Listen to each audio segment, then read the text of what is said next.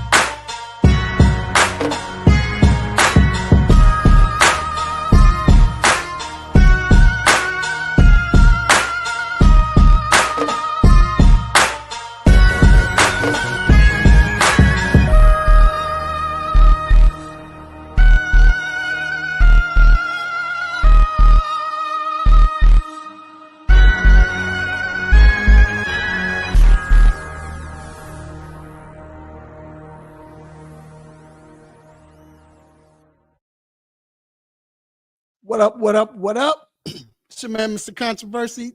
Did you miss me? Yes, we are back inside the 3 Point Conversion Sports Lounge. Let me get some water, man. I'm trapped. And of course, I'm not doing this by myself. I got, oh dang, make sure I ain't to the right of me. That's right. I'm so used to saying that. Shout out to Maceo. He will be in shortly. Yo, I'm glad to be here, man. Bro, what? It's been crazy these last few weeks. Man, forget last few. Just this week, today, people saying outlandish things. LeBron come on and surprise everybody. Man, we got a lot to talk about. But first off, man, I'm just glad to be here. Just I don't take this for granted. Being here, being able to have a show, being able to talk sports. Thank God for people viewing. What up, what up, what up? Everybody who's there. Even if it was nobody else, just one person, just cool to be talking sports, man. Just it's cool that we got this platform. And you sometimes you think you take it for granted, but when we was little, we would do this for free. You know what I'm saying? I mean, I want to get paid for it, but talk sports, you know what I'm saying? And everybody show up and all that. Yeah, I could do this for free. You know what I'm saying? So appreciate everybody. But got a great show for you, man. We are talking. Man, we got to talk NCAA. Sweet 16 is here. So glad it's here. It's been a lot going on, a lot of things that. Let me say this. One thing about the Sweet 16 or the NCAA tournament, what I love about it is the fact that I don't care, no matter what year, no matter what teams are in it or whatever, it just seems like it's always going to be great. We kind of touched on this last week, but I don't know. It just seems like you will never get disappointed. You know what I'm saying? We'll never get disappointed. You got the buzzer beaters, which is always classic. I don't care what round it is. But then not just that, the good games, the games that are like, it comes down to the end. Like, to me, one of the best games, I believe, that was going on during the tournament so far is the Arkansas St. John's game. Like, I mean, you had legitimate bigs. I mean, when is the last time you had legitimate bigs going up against each other like that? I mean, like, both teams had height. You had guards, you had savvy guards, and you had the Hall of Fame coaches. It was lovely, and just to see that game go down to the end, it was a good game, well-placed game. It wasn't a high-scoring game, but you had defense, you had theatrics, you had everything in it. So shout out to like I said, shout out to NCAA tournament, man. And so we got to talk about that. We got Deshaun Tate coming on once again from Take's Take Hoops. He's going to be here. Also, we are talking about that interview today. I don't think nobody was ready for that. I didn't know he was coming on. I don't know if you all knew. I don't know. Maybe I was just not paying attention. But it was dope, having to see LeBron, getting a chance to see LeBron talk. And LeBron was singing. I don't know if y'all paid attention to that. He was singing, like he was saying some things you've been waiting for him to respond to. You know what I'm saying? Then he was going at people. He talked about He talked about the Stephen A situation. Talked about Bronny. He even called out Brian Windhurst, which we're gonna get into that later on. But I ain't gonna lie, I was kind of shocked the way he was going about it. But like I said, I thought it was dope that he was doing that. And shout out to Pat McAfee. I don't know how he pulled that off, because you usually don't see LeBron in that type of setting, not on no podcast where he's, he might have his own. And I don't watch his podcast. Not that I just choose not to. I just don't have the time. But it's just dope, like I said, to see that he was able to get a lot of stuff off his chest, man. Just see LeBron as just how he is. But we'll get into that later on. Also, man, we got to talk about NFL free agency. It's still going on. We saw some big signings. Heard about Russell Wilson. I'm sorry, and all of a sudden, Stephon Diggs decided to come out hiding, and he signed with the team. We'll get into that. Then we got to talk about the NBA. With the NBA, we got the hometown Hawks once again looking like, they got blown out last night, but still they've been playing good basketball with this team. Like, they just won't go away. Like, they love to play for the play-in. So see what's going on with them. Then we got to talk about who is the most surprised young team in the NBA. Got a lot of young teams in the NBA, and OKC don't count because they were good last year. But who is the most surprised young team, or who surprised you the most as far as the young teams in the NBA? And then we got Dr. Fowler coming on with Ask a Doc. We got some injury reports you want to talk about. And then we got quick hits. Stop it. So look, let your family and friends listen to the show live. We're on the 3-Point Conversion Facebook page, also the 3-Point Conversion YouTube channel. All right. So, it is time to get to these quick hits. Let's get it. So the first quick hit I got, and this is very interesting. I think this is going to be dope. I don't know if we've seen this before. Y'all got to help me out. But so New Mexico Lobos head coach Richard Pitino is rumored, and it said he's set to take the Xavier coaching job. So kudos to him. And now he will be in the conference with his father, Rick Pitino. So that'll be dope to watch them coach. I know we've seen it in the NFL. I don't know if we've seen it in college before where they coach against each other, but still, the fact that we're able to see it in the NFL, and it was cool to watch the Shooters go against each other. That was cool. Even though Mike Shula didn't have no chance, but now we get to see Rick and Richard go at it, father and son. I think that'd be a proud moment. You seen Rick Pitino at the Suns game when they played against Arkansas. So it's funny how both sons lost to Arkansas this week. So that was cool. But again, like I said, we get a chance to see that. Somebody correct me if I'm wrong. I don't know. I don't think we've ever seen that before. But like I said, that's dope. And let me say something about Rick Pitino. I know Rick Pitino looked like he's done a lot of shady things, which I get, but still, just the simple fact that he's still here, man. He's still making a difference. When's the last time you seen St. John's is good and look just like that? We don't usually get to see that. So I thought it was cool to see Rick Pitino show he can still coach. And the funny thing is, not every coach, let's be real, it's a lot of head coaches, whether it's college basketball, especially college basketball, but college basketball, college football, or what have you, be on some bogus type stuff. They be bogus. Like there's always something going on. Look at Wade from what's the school he came from? I can't think of the school. But he's about to take the NC State job. But look at him. The reason why he was where he was because McNeese State, because they weren't, because of some scandals and some allegations he was dealing with. But he still can coach. I don't take away from the fact that you can coach. I know this is a horrible example, but look at it. Look at pastors and preachers.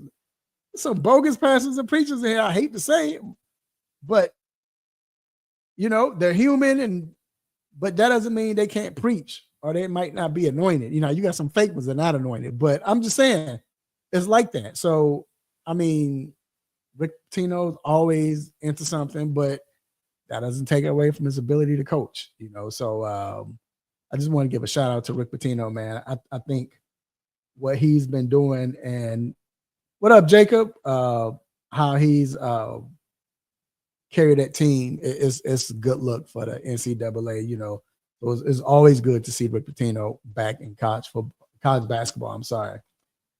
Moving on. So in the WNBA, we have my guy. We have they have a new franchise, a new team, and expansion team, and they are the first WNBA team. This is according to this is the Golden State Valkyries, I believe. They're the they came out with this stat. They said it themselves, if this is true, they're the first team in the WNBA to sell 10,000 season tickets. So I think that's dope for them to do that, especially an expansion team. You don't hear about that, but let me tell you, it makes sense because Golden State, of all the championships they've won and the star power that they have, you kind of expect that, that because they're fans, they know basketball, you know what I'm saying, and they actually want to do good, of course, and but they definitely represent their team. They've been like this when Golden State stunk, and you think about the teams like even when they were pretty good. You think about the teams like when they were there with Chris Mullin and everybody like that. Chris Mullin, Run TMC, the We Believe. Fans they were always there. So and Jacob, that's true. That's true too. The fact that because of the NBA is not, I mean, I think it's going to ramp up, but the fact that they're not getting a lot of play right now, and they're kind of boring, as Jacob said, it does help the WNBA because you see the WNBA, they're playing hard. They play hard every game. Nobody's not trying to sit out because they're tired or anything like that. It's just real basketball. So, and that might be true, Jacob. It might help. That might be the reason why the WNBA is so popular, because it's good basketball. I think people don't give it a chance because, of course, they're women, and that's how some people feel. Like, they're women, they can't dunk, they can't do this. But nah, man, it's some of the best basketball you'll watch. Shout out to the WNBA, but crazy how they're an expansion team, and then all of a sudden, the first year they haven't started yet, and they've sold the most season tickets ever. So that's dope. Shout out to Golden State. And then, Jacob, man, we got to be careful, all right? I mean, you can say what you want, Jacob, but I'm just kind of, last but not least, the World Athletics are requiring genetic testing for track and field females or female athletes. And it's under their new policy. So, it's been a lot of scrutiny of those Olympics and world champions, as far as they said some women that this woman was a man beforehand and all of that. And there was a lot of scrutiny about that. A lot of people didn't like it. And I think even some of the track and field participants, they didn't like that. But either or, they spoke about it.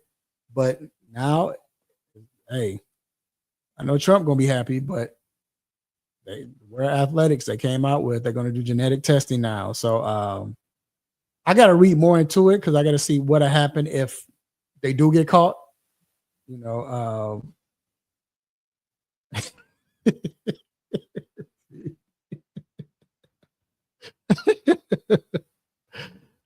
see, I didn't say this. This is what he said. Sweden keeps. I ain't gonna say it, but anyways, anyway, but yeah, man, it's. I just, you know what? And honestly, I didn't hear a lot of outcry about it yet. I don't know if you heard about it, Jacob, or whoever else is listening. I hadn't seen a lot of people talk about it yet and complain about it, and you know, I'm sure. I mean, because of what everything else is going on in the world and the sports, I'm pretty sure we won't hear about it until it gets time to track and field, and you know, we're getting close to it where you know it's about that time where they, you know, their season. So, but it's going to be very interesting to see what happens with this and see how many people, you know, if some people protest about it and all of that. Man, just never thought we would come to this, you know. You know, and what I mean by that is the fact that, I mean, you and I don't know if this is a good thing or not. I guess it is a good thing. I don't know. I'm just be honest. You know, we tell the truth and shame the devil on this show. So it seems like, you know, in the past, when I say we as fans and supporters, we never had a voice when it came to sports. Now, of course, the sports, you know, certain organizations, especially the NFL, you know, NFL is all about the shield. If it's any sport that will pay attention to what fans are saying, it's the NFL, because nothing goes against the shield. Nothing is better or bigger than the shield. So they've always kept that. Let's make sure we, you know, let's satisfy the mass. You know what I'm saying? That's why we saw the situation with Ray Rice. I think that was the first big situation. I wonder if that was the first thing that TMZ, one of the first, I know it was one of the first few things TMZ was big on, but we saw that. And then before when it came out that he had got in trouble, just a little pat on the wrist. All right, man, you get 2 game suspension. That's it. It's nothing. But then once the video came out, they changed their stance on it. And then he's suspended indefinitely, and he's never played in the NFL again. You know, and like Jacob said, now fans have too many voices, causes ownership and front offices to make stupid decisions. And I agree. Again, I'm not even just talking about this situation, but just in general, it's a lot of fans that come in and want to dictate how sports is ran. Now, I get it. It's the viewership, you know, it's about, because the fans are watching. So if they're not going to watch and not going to show up at the games, what's the point?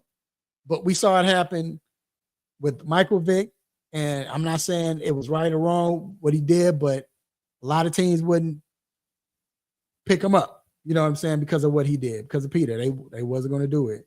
Only, like I said then, only football teams was going to be able to pick him up. Like, I mean, football cities, like your football cities, like Philadelphia, Green Bay, Chicago. Even though Chicago don't mess with controversy a lot, they don't do that. But Green Bay doesn't either. But still, Pittsburgh, you know, those type of cities. Washington is the original football cities, but right.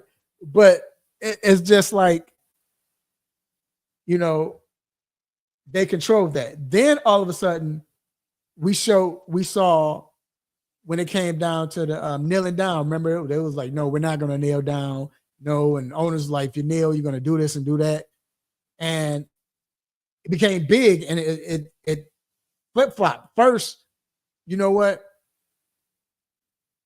We're not going to kneel. Then next thing you know, if anybody who kneels, remember, I think it was Jerry Jones said, anybody kneels won't be on the team, whatever. And beforehand, he didn't say anything.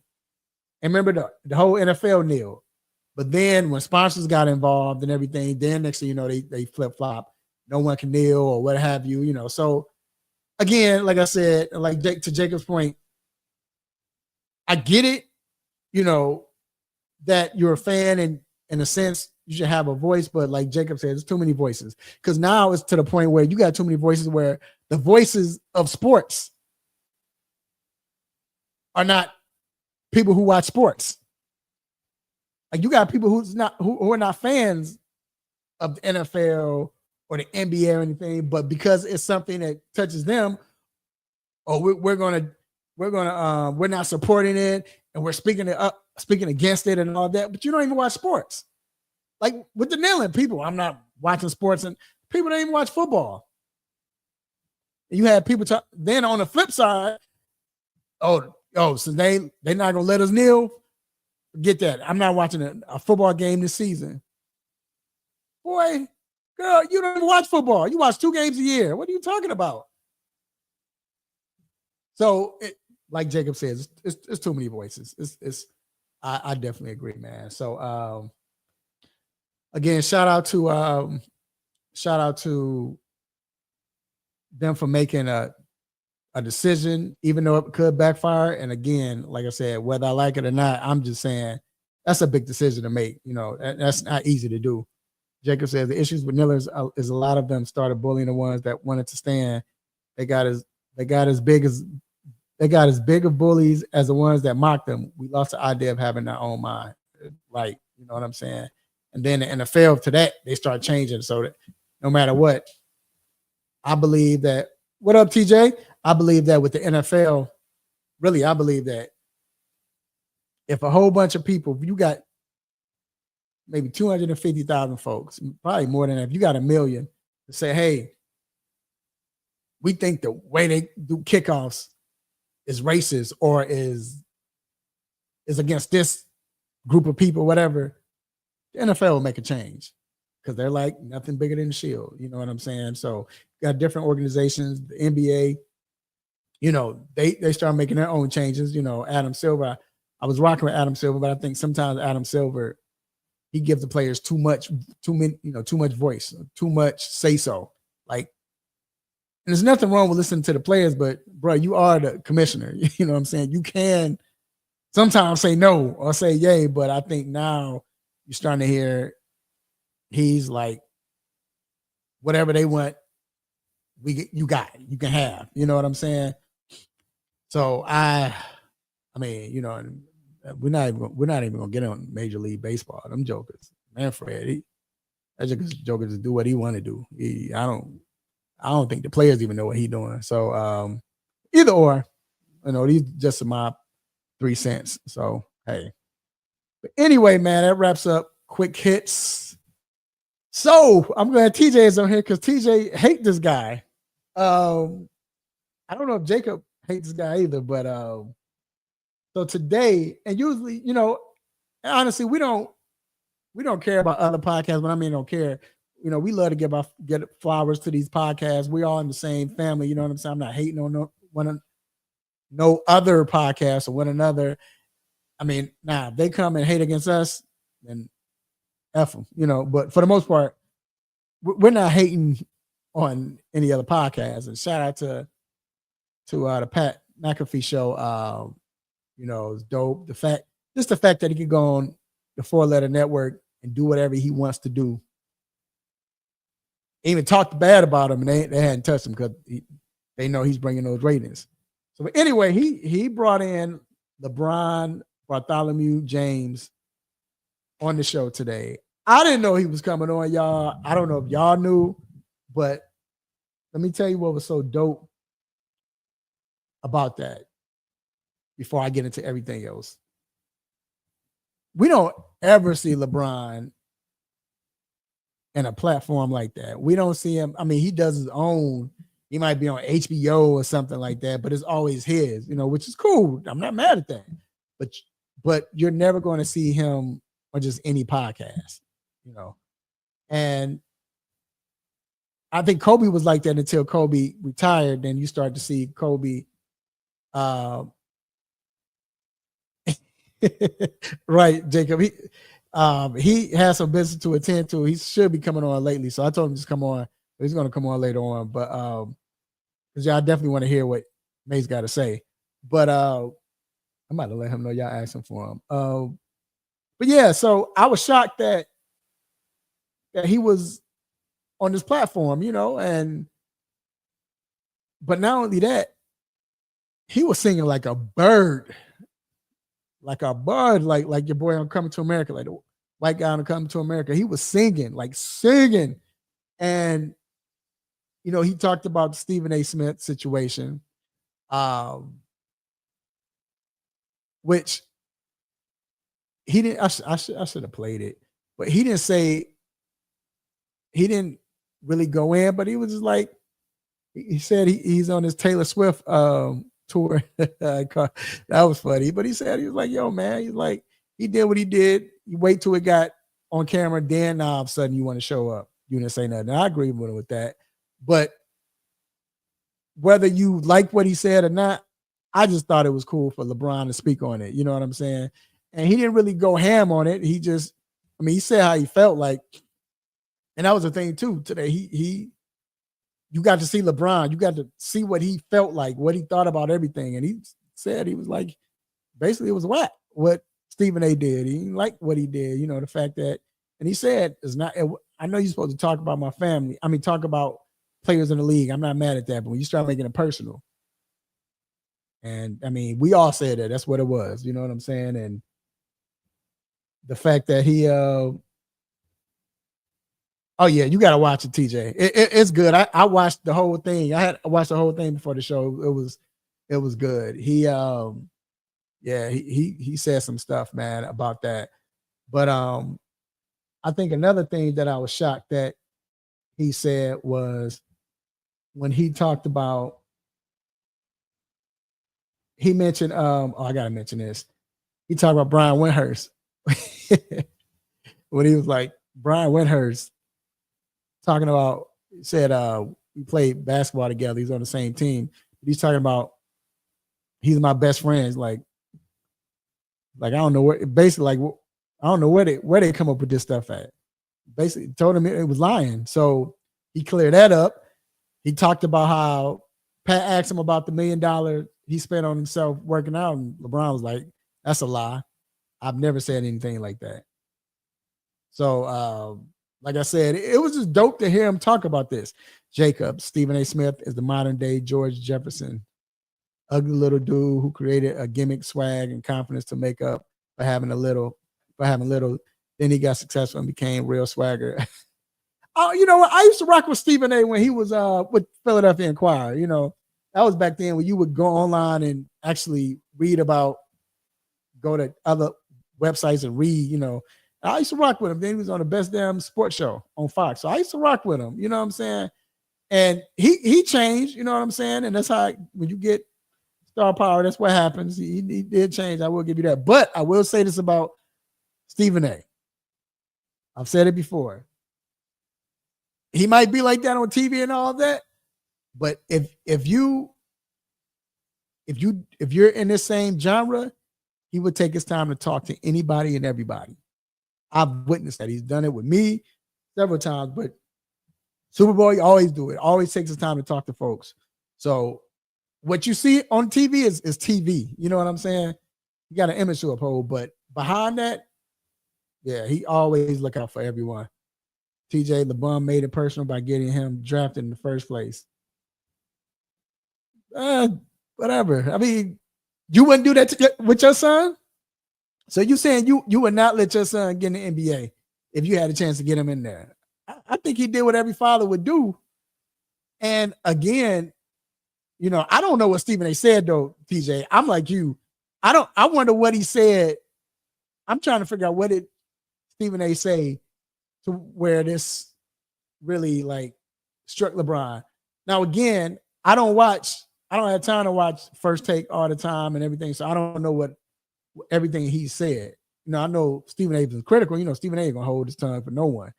But I don't know what he said. So I'm wondering. So I'm kind of like you, TJ. I want to know.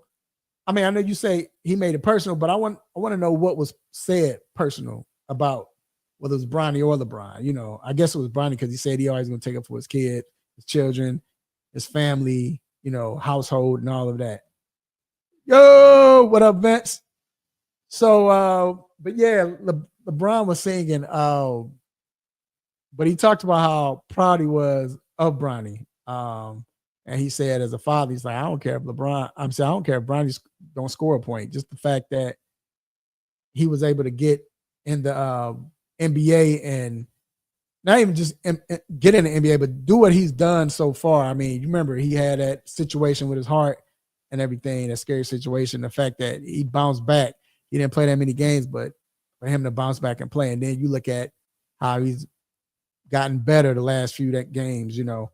And he mentioned that on the show. So he talked about the 39 points, and he was just saying, like, man, just as a teammate and mentor, you know, to see where he's progressed and how he's progressed, he said he's happy about that. So he said that was cool. I'm gonna tell you what go back to Jacob, what you talk about Stephen A. Smith, because he did his normal Stephen A. He said, you know, LeBron talked about, they were talking about the back in the day, Pat McAfee was asking him about, you know, players playing in them eras in the 80s and 70s. And LeBron was like, I mean, people say, you know, somebody said that you can't play, you wouldn't be able to handle the 90s. He was like, okay, really? He was like, he talked about when Dennis Rodman said that. He's like, me, that I'm not big enough, strong enough, and whatever, mentally strong enough. He's like, okay. Which I agree. I think LeBron could play back then. I mean, he would be in a different mindset because it was back then. It wasn't like he'd be playing like he played today. But he talked about how Giannis, he was like, man, just think if Giannis played in the 70s. He was like, Giannis probably would score 250 points in one game. He was being sarcastic, whatever. But Stephen A. going to get up, come back and say something. I heard Stephen A. Probably say something about it on the show. I hadn't seen it yet, but he's going to get on First Take today. And yeah, he's disrespecting eras when he say Giannis will score 250 points. Come on, dog. He's just talking. He's just talking. Stephen A., let it go, dog. Let it go. I know you hate the way he came at you. No, you don't like that. I know you were kind of embarrassed. Let it go, dog. It's okay, man. He was being sarcastic. You sound like TJ. No, I'm just playing TJ. You know, I don't know, man. Like I said, I was the only. I know y'all had to watch it. I'm gonna see if my guy watched it. What a home skillet. Yeah. Hey, yeah. We talking about the Stephen A. dog. Did you watch the interview? Which one? I mean, Stephen A. the LeBron interview today with Pat McAfee. Yeah. So I was talking about. I want to hear what you got to say. I was telling them. I was telling them as far as I thought it was dope. First of all, the fact that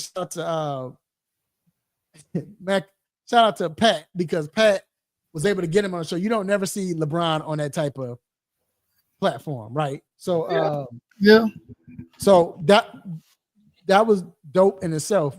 But the fact that he was singing like a bird, he was, you know, talking about everything, everybody, whatever. But yeah. I'm talking about the era, and I was saying how Stephen A. sometimes, I know Stephen A. upset, but he got to get out of his feelings, because when he mentioned that Giannis scored 250 points in the 70s, he was being sarcastic, and then Stephen A., he disrespecting the era. I was like, come on, dog. Like, yeah. He being sarcastic, dog. You know what I'm saying? Let it go. Let it go. Get out your feelings. But real quick, I want your thought on it, man. What you think? I mean, I think we're finally getting to a point where LeBron is not, he can see the end. Yeah. Yep. A lot of these guys, when they start doing things like this, you know, they kind of, because I mean, think about how long, 20 years, 22, however long he been in the damn league. Saying he been in the league 30 years. But he's starting to become introspective, and he can see the end. Yeah. And I think, like, I mean, because when he did what's your man's them Travis Kelce, he did their podcast. Mm-hmm.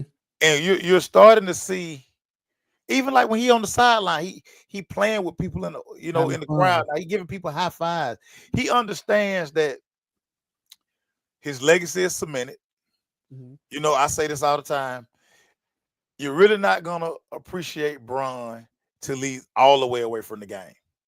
TJ. It's to me because it's the same thing with Kobe. And me and Glaze talk about this all the time. Glaze hated Kobe. Hated Kobe. Everybody did. I didn't. Basically, But I mean, I didn't, but basically, yeah. But go ahead. but what I'm saying is you start getting appreciation for these Yep. guys once they leave. And I think LeBron is kind of, one thing we know about LeBron, he's real calculated.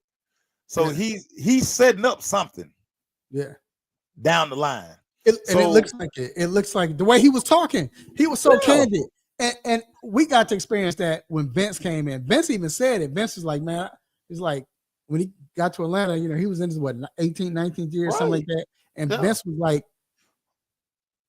well, I think he told me, I don't know if he told everybody. I was talking to him on, just off record. And he was like, yeah, man. He was like,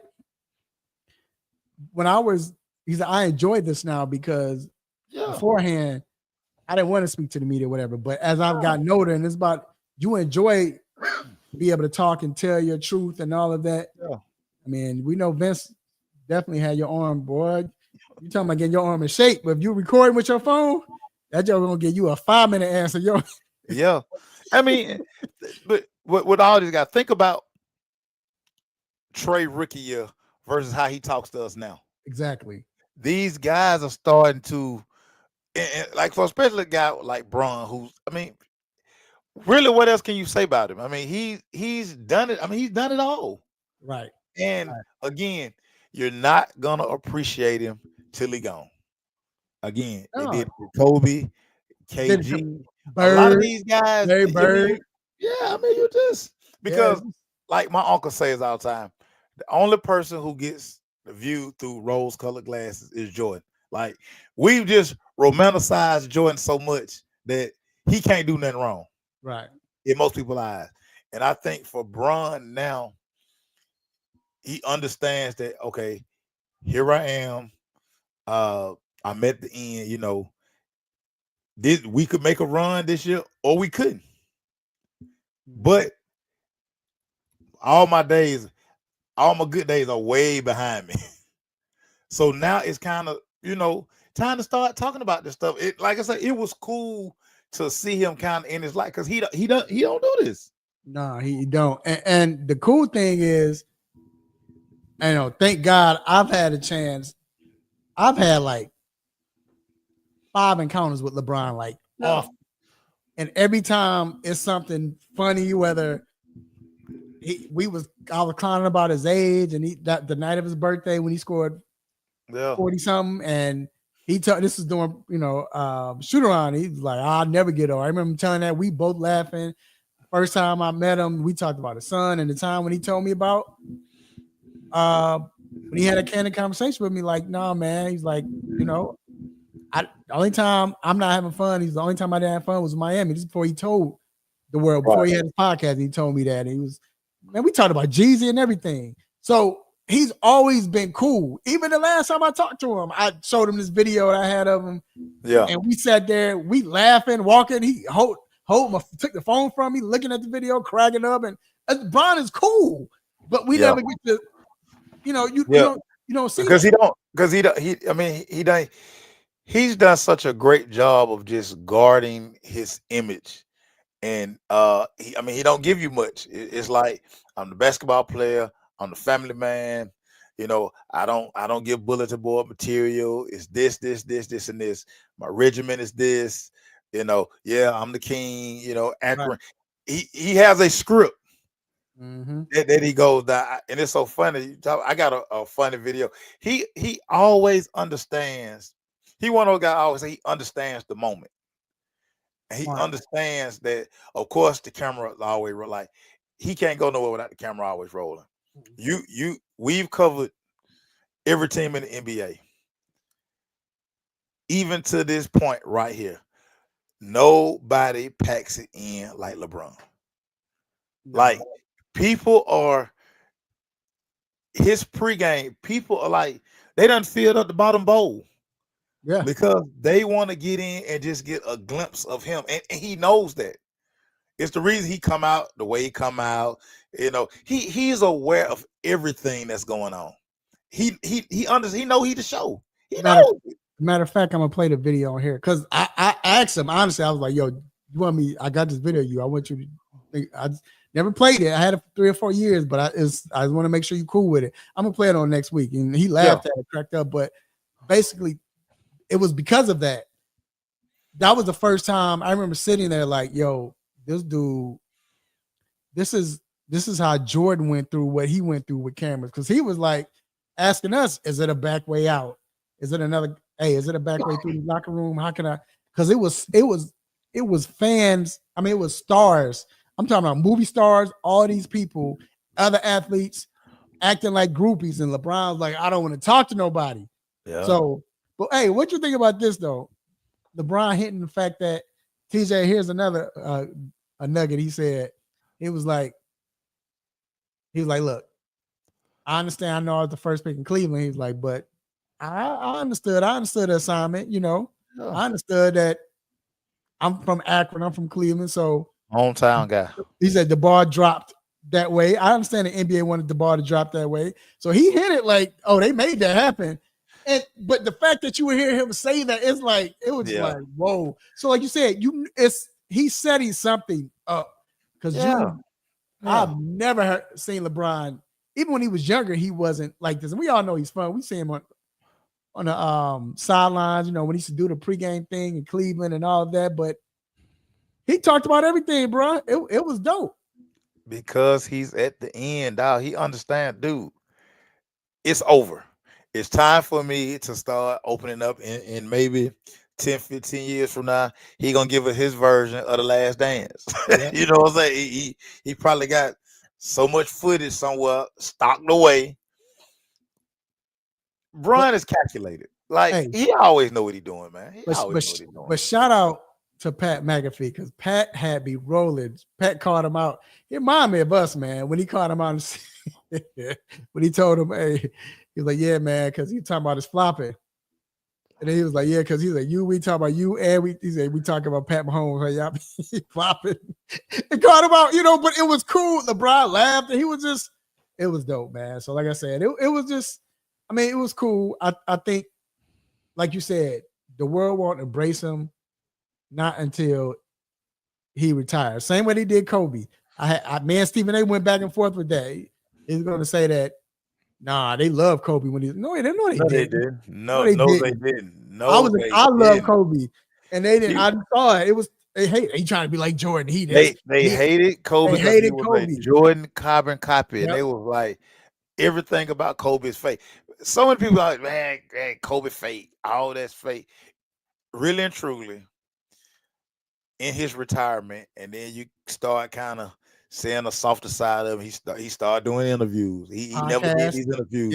Yeah. He started. You had to always just hear these stories, and then he finally started talking, and then you start seeing all of the work he was doing outside of basketball. Right. He won a freaking Oscar. Right. He was doing all of these different things, and the helicopter accident. I remember like it was yesterday, and y'all know I keep receipts on everything. The people who were all of a sudden ride for Kobe, I was like, bro, I got like some hope of you like just killing Kobe. Right. But that's how we do. That's how we do. Everybody gonna jump that fence every now and then. Everybody gonna straddle that, habitual line steppers, fence crossers. It is what it is, man. But whatever, man. Yeah. But, all right, man. We're gonna wrap that up, man. We're gonna stick with basketball, and not a fine time to bring. I guess it's no fine time other than right now to bring in somebody who knows basketball. I call him Mr. Basketball. It's my guy. I got 12 or 16 still riding, baby. I'm looking at Office Pool. I got 12 out of 16 still riding. We got to bring him in, Mr. Deshaun Tate from Take. Oops. Did I say that right? Or is it Take? You change it. No, I never change it. I don't change. Listen, Maceo the only one that's changing stuff. That boy done found some whiteout. I ain't even know they still sell whiteout. That boy whiting stuff out. That's cap. This is real. This is my bracket. 12 out of 16. Still riding, baby. I'm a lock for the office pool. I'm a lock to win it. I could have had 12 out of 16 if I just filled mine out this morning. No, sir. That's a meta negative. This is etched. It's on the wall at the job. It's on the site, bruh. We riding, baby. And again, apologies to Houston. I talked so bad about y'all last week, and I got y'all in my final four. My bad. I apologize. He called me and told me. I He's like, apologize. I changed it, dog. He's like, yeah. Hey, listen, man. Them dark-skinned brothers, I don't trust neither one of y'all, dog. Dark-skinned brothers with bald heads wearing red shirts. I ain't trusting them. I ain't trusting neither one of them. Hey, so what's going on, Deshaun? What up, dog? First of all, everybody here, we in here to dog. This has been another fantastic tournament, man. March Madness is real. If you don't believe in March Madness, if you don't like watching March Madness, you tripping. I don't care if you don't even watch basketball. You watch March Madness, you're going to be entertained. Am I lying? I mean, no, of course not. Listen, it's typically the most, and I understand we haven't really had as much unpredictability and upsets and buzzer beaters and Cinderella slippers and, all the typical stuff that we usually get with March Madness. But I feel like some people just gotta, you embrace it. It's some people gotta decide on what side of the fence they live on, because some people feeling like, well, I watch it for the upsets and all the kind of stuff, that goes into it from that standpoint. But then when that happens, people say, well, it's not enough, big name teams that are left in the tournament. You know what I mean? And that's why I don't want to watch it. So now that we have a year where you still see, obviously we've had some upsets, right? We've seen Colorado State. We've seen McNeese State. We've seen Drake. Like, we've seen some upsets. Right. Obviously, NILs and transfer portals and all that kind of stuff has kind of overshadowed college basketball in the NCAA tournament a little bit. But by the time we get to this point in the bracket, anyways, we usually see a lot of chalk without seeing, no pun intended for Rock Chalk, Jayhawk, Kansas, but we usually see a lot of chalk with the bigger name teams, and we still got big name coaches. How about this for a Cinderella who also had, if there's a such thing as a Cinderella this year, it's probably not going to look like a typical one like you're used to seeing, but also got a big name coach that only double-digit seed left in the tournament, being Arkansas. Mm-hmm. Same team that came into the season ranked in top 15 probably, and started out conference play in the SEC 0-5 before they beat Georgia for their very first win, went to Rupp Arena where they're obviously kind of changed things around for their program and started really getting things going. Boogie Flan coming back was huge for them, one of the best players in the country coming out of high school this past year. So again, it's there. You just gotta do what's right. Don't fight it, just embrace it. Let me ask you, let me go there. So with Arkansas, and then you had with Coach Cal, I want your opinion because, we've all given Coach Cal the stigma of, I've kind of dialed back a little bit. I don't call him one of the great X's and O's guys, but everybody gives him the stigma of he can't coach. He can't.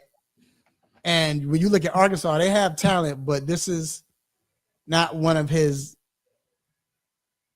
teams where he's had about 5 number ones and, top 3 players or the 5 out of the top 15 players on his team or anything like that. So what can you say about Coach Cal? Like, is it him? That's why Arkansas is in the Sweet 16. They beat the number 2 St. John's, number 2 seed St. John's. But is it that, or is it mainly because of the players, or is it a combination of both? I think you always got to say it's a combination of both, right? Because, the coaches ain't the ones that's putting the ball in the basket, right? and the players ain't the ones that's drawing up the plays to put them in position to put the ball in the basket. So it's always going to be a combination of both. Now, I do understand where, people most certainly feel like Coach Cal is more of a salesman than he is a basketball coach. I think he's a solid basketball coach, to be fair. Is he elite level, whatever, this, that? I don't know. I'll leave that up to other people to, to judge. But he has one and dones on this roster too. He also has guys that return, got some experience, NCAA tournament experience, even if it was only 1 year. Talking about Wagner. He's got some transfers that he brought over from Kentucky. They still don't got the big man in the middle, Thero, which I think they're waiting to get him back. So, I mean, they've caught lightning in a bottle and they got hot at the right time, and everybody knows that that's what this tournament is about. And by the way, it ain't just the number 2 seed at St. John's that they beat on the way there. They also beat the team that came in ranked number 1 at the beginning of the season, being the Kansas Jayhawks in the first round. So if anybody has probably been one of the more impressive teams that I've seen in college basketball this year, as much as I think that there's been a couple of them, I think you got to put Arkansas really close to the top of that list. And, oh, yeah, by the way, free space on the bingo card. I got them taking care of business against the number 3 seed now, being Texas Tech, and advancing to the Elite 8. Woo! Let's stay with St. John's for a minute. One of the reasons I didn't believe in this team, and I watched a few of their games this year, they can't shoot. They cannot shoot. Deshaun, Lord, they can't shoot. And as ugly as this game was last week, with Coach Cal jacketed as well. Talk about the job that Patino did with this team. Because, yeah, they were 2 seed, but I think personally, I think they were overseeded. I didn't have them going far in my bracket. But just talk about the job he really did with this St. John's team. Because St. John's is back, but they just can't shoot. Wait, Go ahead. Deshaun, can I add? So for the photo that I put for the show, I put Arkansas players. I purposely stayed away from that ugly jacket that Coach Cal wore. He thought he was killing them. He thought he was hurting them, dog. Killing them. Go ahead, Deshaun. I had to say that. I had to put that out there. No, it's all good. Listen, I mean, I think he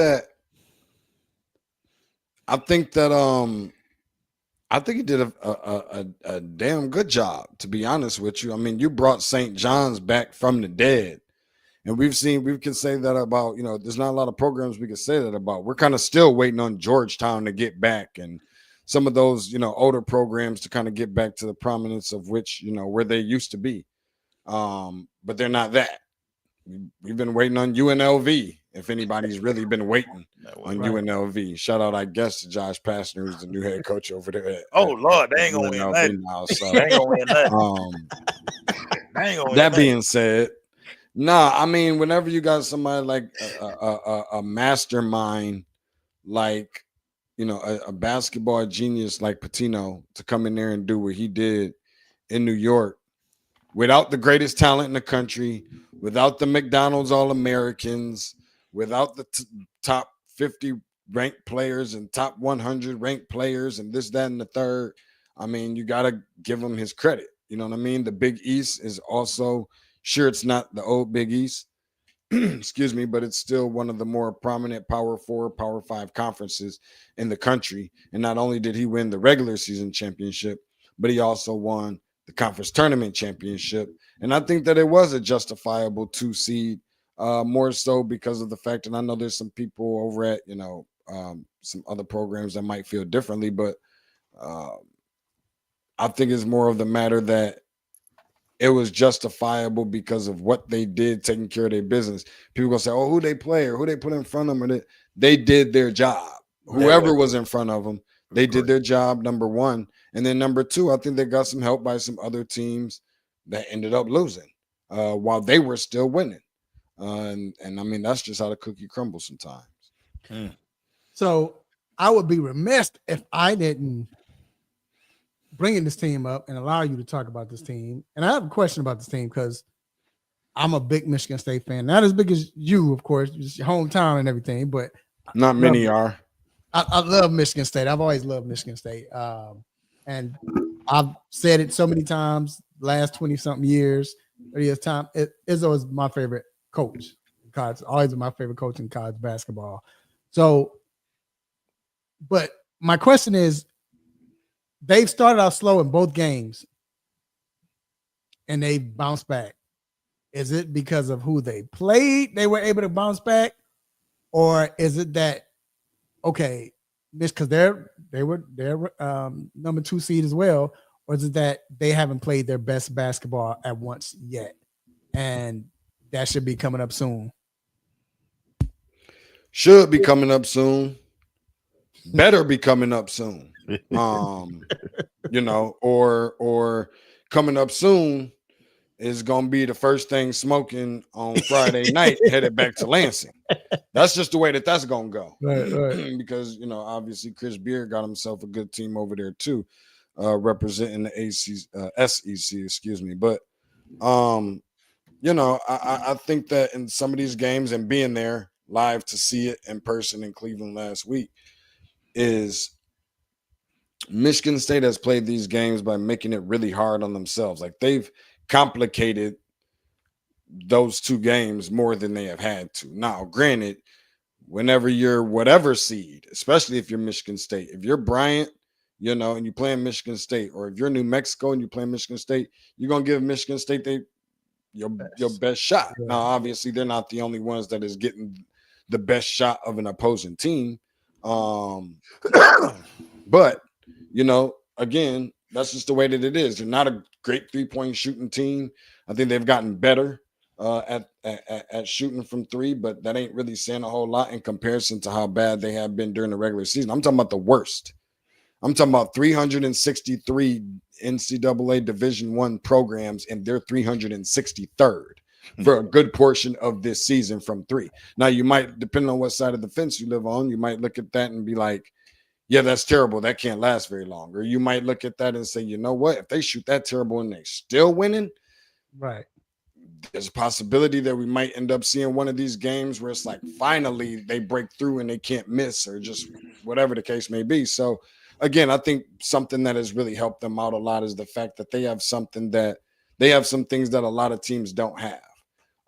They have the experienced guard, something that you need in March. They have the depth, something that you need in March. Like when a guy comes out of the game and you're on that other team and you keep on all night long hearing that horn and looking over, and it's a never-ending revolving door of guys checking into the game. Those are fresh legs, even if they're not the most talented guys, and they're going to be physical, if not nothing else. So again, there's all of those things. By the way, they've got a Hall of Fame coach, by the way, and one of the best teams in terms of pace, getting up and down the floor, transition, things of that nature. But they haven't been one of the better teams in terms of performing in this tournament. I think, you know, I know that. You guys have watched the game. Y'all know that. Tom Izzo knows that. Michigan State and its players know that.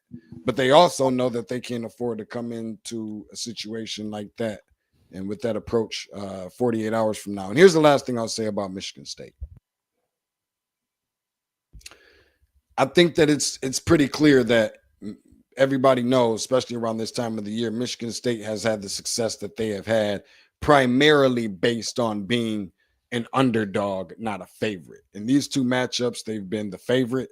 That's pretty clear. Sometimes we don't see the better brand of Michigan State until they are the underdogs. And that's just another reason why I believe that while I am more concerned about this Ole Miss game than I would be about the game after, the reason why that would be, assuming that game after would be Auburn taking care of Michigan. Of course, we don't know that. But in this game against Ole Miss, Michigan State is going to be the favorite, slight favorite. It's going to be a lot closer than some people think it is just because you're looking at brand names. Wow. They meet up with Auburn on Sunday. You can get ready to say, and I said it. You heard it here first. They take care of business on Friday against Ole Miss and meet up with Auburn on Sunday. Michigan State will be playing in the Final Four in San Antonio next weekend. Ooh.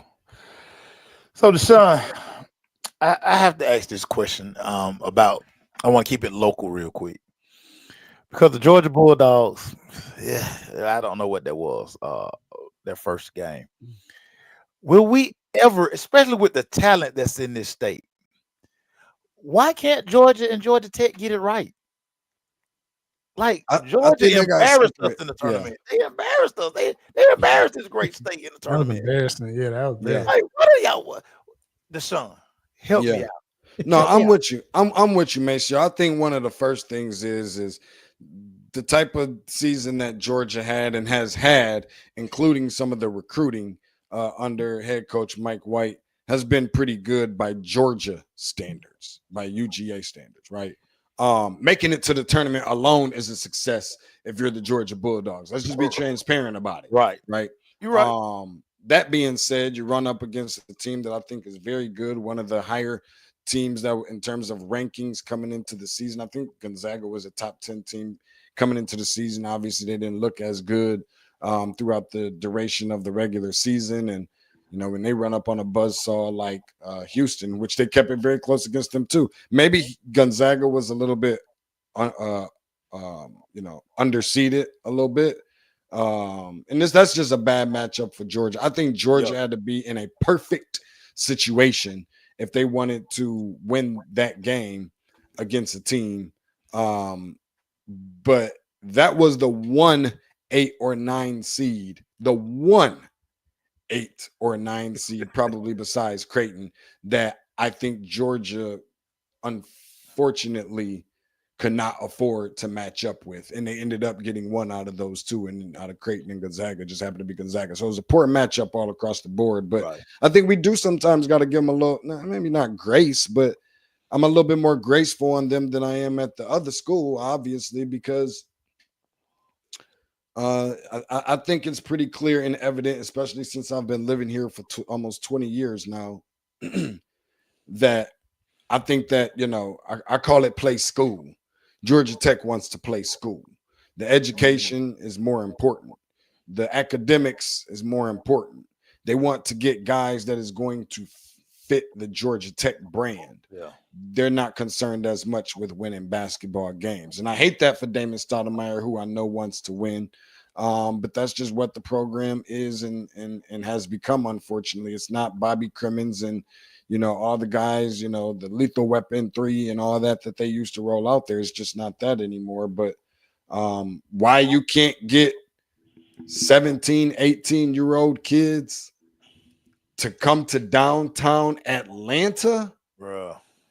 is kind of beyond me a little bit. But if it can only be because you want to play school. I get it. It's a tough school to get into. And Bobby Crimmins had a problem getting Stephon Marbury in that thing. I get it. And I'm Kenny not throwing Anderson and all of them, right? Hey, and You I mean can't tell speak. me you I think can't speak a lot on those brothers' backgrounds, nor will I. With the same thing with Javaris Critton, I won't.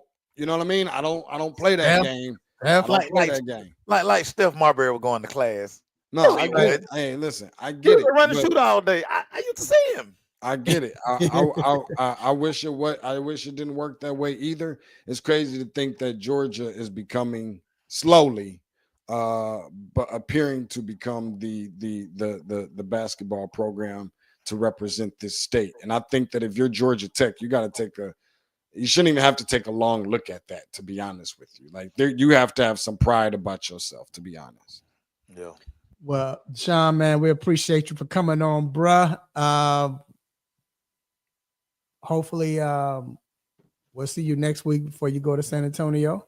No doubt. And, no doubt, of course. Look, you always see a picture. You'll see our picture that we always do every year. Mate's gonna be in it too, so we gonna do that pic, but we gonna be around each other this weekend. So we'll be at Sweet 16 and at the stadium. So Auburn here, right? Yeah. For now. But what I'm saying, so they're the one seed. So Tracy Wilson should be here. Come on, CBS, do the right thing. Right. Bring my girlfriend here. They ain't got far to go. Auburn ain't too far from Atlanta, so it'll be a short ride home. Right. Yep. So yeah, man. But all right, Deshaun, man, we appreciate you, bro. And hey, remember, follow him at Take hoops. All right, all social media platforms. All right. Appreciate All right, bro. man. All right, man. So it is time for the stop it segment. We gotta make this. I ain't gonna say we gotta make it quick, but it might not be quick, boy. Cause what you got, man? I'm gonna let you go first, man. Cause I don't know if you got mine and I got another route or whatever. We gonna see. Shout out to Lisa. Lisa, what up, Lisa? What's your stop it, dog? Lisa, I'm sorry, Lisa, but I gotta do it to you. But I know you love this. I know you love this guy. Well, you know it ain't even for him. But New York Giants, stop it, New York Giants, Stop it. stop it, New York Giants. Stop. You mean to tell me y'all gonna sign Jameis and Russ with DeVito Soprano in that quarterback room? Brian Daboll, you gonna lose your job, big dog. It ain't even no way around it. You're gonna lose your job. Like for real, for real. You gonna lose your job. Yeah. We gonna get on that Russ because that's gonna be our next segment. So, but we gonna give Stop it. go get him to stop it anyway, Stop it. man. Yeah, I don't know what my stop it goes to first. You know what, Lisa? He said, why you hating? Lisa, I'm gonna do this for you. I'm gonna say the other one for last, but I'm gonna give a stop it. First of all, the biggest stop it. Let me get it ready. This joke is getting to stop. It's so bad. I'm gonna give him a stop before I even say it. Stop it. I will never do that. Stop it. Asante Samuel. Now, I'm not gonna be lying. I'm gonna say this. Asante Samuel was a beast. He was nice. Well, he was nice. He was. We all believe he was nice. that Joker, you know what I'm saying? The interceptions, touchdowns. He did his thing. But Negro, you talking about you are better than Prime? Bro, I even understand you would have said Chet was better or something. You said you? You? Stop it. I gotta Stop give him it. 5 of them, dog. Wait a minute, Stop time out. Stop it. That's not what he Stop said. That ain't what he No, said. no. He said he was going to Shannon. He said, dog, you match our numbers up. He said it. He said, I know y'all always talk about this narrative. Ain't nobody better than Prime. But you saying he was better than me? He said it. He said that. I think because I understand. So Go back and watch it. Because I understand the narrative. I understand the narrative, what he's saying. But to say he's better than Prime, that's what he said. Because remember, he started off when Prime was talking about doing what is it called? The T-step. When he went at Prime. and so I just because I've been reading all the comments and all the folks going crazy. And it's more than one way to skin a cat. You got this Hall of Famer say he T-stepped. You got this Hall of Famer say he shuffled. This the problem I had with the whole argument. Okay. And I think everybody's missing the point on it. One, they're two totally different corners. Right. Two totally different corners. And I think people forget how much of a freak Dion was. Dion was a 6'1", 6'2". Dion is not a little fella by no stretch of the imagination. He's not. Asante is a 5'10", about 175, 180 pound guy who played in a system. He basically played cover two. They played two man. Yeah. That's why he was able to jump a lot of routes. Jump routes, right. The thing that made Asante, again, I was telling Glaze this. You're gonna have more Asante Samuels than Deion Sanders. Deion Sanders was just a freak of nature. He was the fastest person on the field. Okay. You're gonna have it's more guys who look like Asante Samuel than Deion. Mace, I It's get gonna be that. way more. It's so many 5'10", 180-pound corners that you just lose your mind. So when you get a AJ Terrell who's 6'1", when you get a Pat Surtain who's 6'2", when you get what's the sorry boy in New York City who everybody like, and now they call him Flags, and now Sauce Gardner, you're gonna get a 6'3". Those guys are anomalies.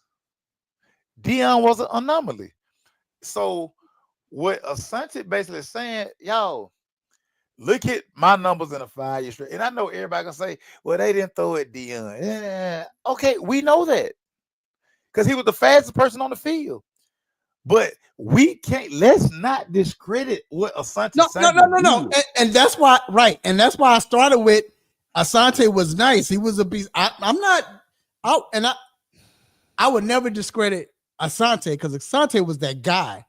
He was a baller. And so that's the only problem I have. People act You like talking about everybody else. You talking about everybody. like Asante was sorry. Oh, like, yeah, what like, are y'all dude, talking that about? dude was like, I ain't never heard of you. Like, dog, come on. I even almost said something like, all right, now you sounding stupid now. Don't, like you said, look at the stats. But what I'm saying is, they played the game two different ways. Yeah, but I need to go back and listen to it. I didn't hear him say but he that's was my better point. than Prime. But that's my point. Y'all played the game two different ways, dog. So right, for him to say he's better than like, because first you said I understand the narrative. Now, I'm from Lauderdale. You put his records in mine, and I don't care. You say he better than me. What? Like, dog, come on, dog. Deion was, like you said, his height. And another misconception about Deion, I hate. That's why I hate non-football fans, real football fans. When I bring up the fact that Deion was one of the most, if not the most in this day, the most physical cornerback that played the game. Maybe what? No, he was nothing physical, dog. He was the most physical cornerback. Because he played bump. He played bump. He played bump and run. Matt used to always say that. I'm going back, I'm on 96 now. I'm on season 96. I'm on 1996 now. I just started week 1. Dog, but watching Deion jamming mugs at the line like crazy, both hands. Because he was so big and his arms were so long. Yeah, so it's like, but that's why, and that's what makes him that he had all those attributes, and his technique was still flawless, basically. Like he still was, so he was like, and I'm not comparing him to, like, as far just listen what I'm saying. Just hear me out when I say this. He reminds me of Jordan from this standpoint. Jordan was the most, especially at that time, the most flashiest, athletic, but most fundamental guy ever. He was always the most fundamental guy in the NBA, the most flashiest, and the most athletic. That's a combination that you rarely see in sports, period, right? No. I mean, you don't have nobody like that right now. You know what I'm saying? It's really, Jordan's probably the only person that was like that. Because Kobe wasn't flashy. You know what I'm saying? No. Deion was flashy. Yeah. The most athletic. From the word go. Yep. And from the word go. Right. The most athletic and the most fundamental cornerback. Yeah. So that's what made him great. That's why he's always going to be. That's why people can throw, because he was that good. You know what I'm saying? Yeah. So, but still, for Asante to say that, just watch it, dog. I understand it. I got to go back and watch it. Because, like, I didn't hear. So, like I said, I just took from the fact that everybody was clowning Asante.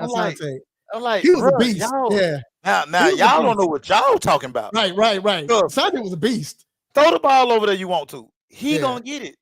And see, again, I don't think people understand the mentality of a corner and to do what he did. Like, bruh, I can't tell you the number of times. Like I say, my nephew is a corner in the NFL. And I've been able to talk to other guys. I remember when we went out there to a game and Jalen Ramsey. Now, Jalen Ramsey was talking about, dude, do you understand, regardless of the coverage, how ballsy it is to just know you're finna go jump that route? Mm-hmm. Like guys will stick their hand in or just play the technique to go. Now, Asante was trying to jump everything. That's why we used to always say when my team would play Asante, Bears would play Asante, or anybody I was rooting against when he was with New England or whatever, Philly, but really with New England, dog. All you got to do, throw. If you throw one of them outs or curl whatever, just throw one. So now he's like, all right, I see this. That's once you do that one time, all you got to stop and go, dog. It's easy. But that's Pump the fake. thing.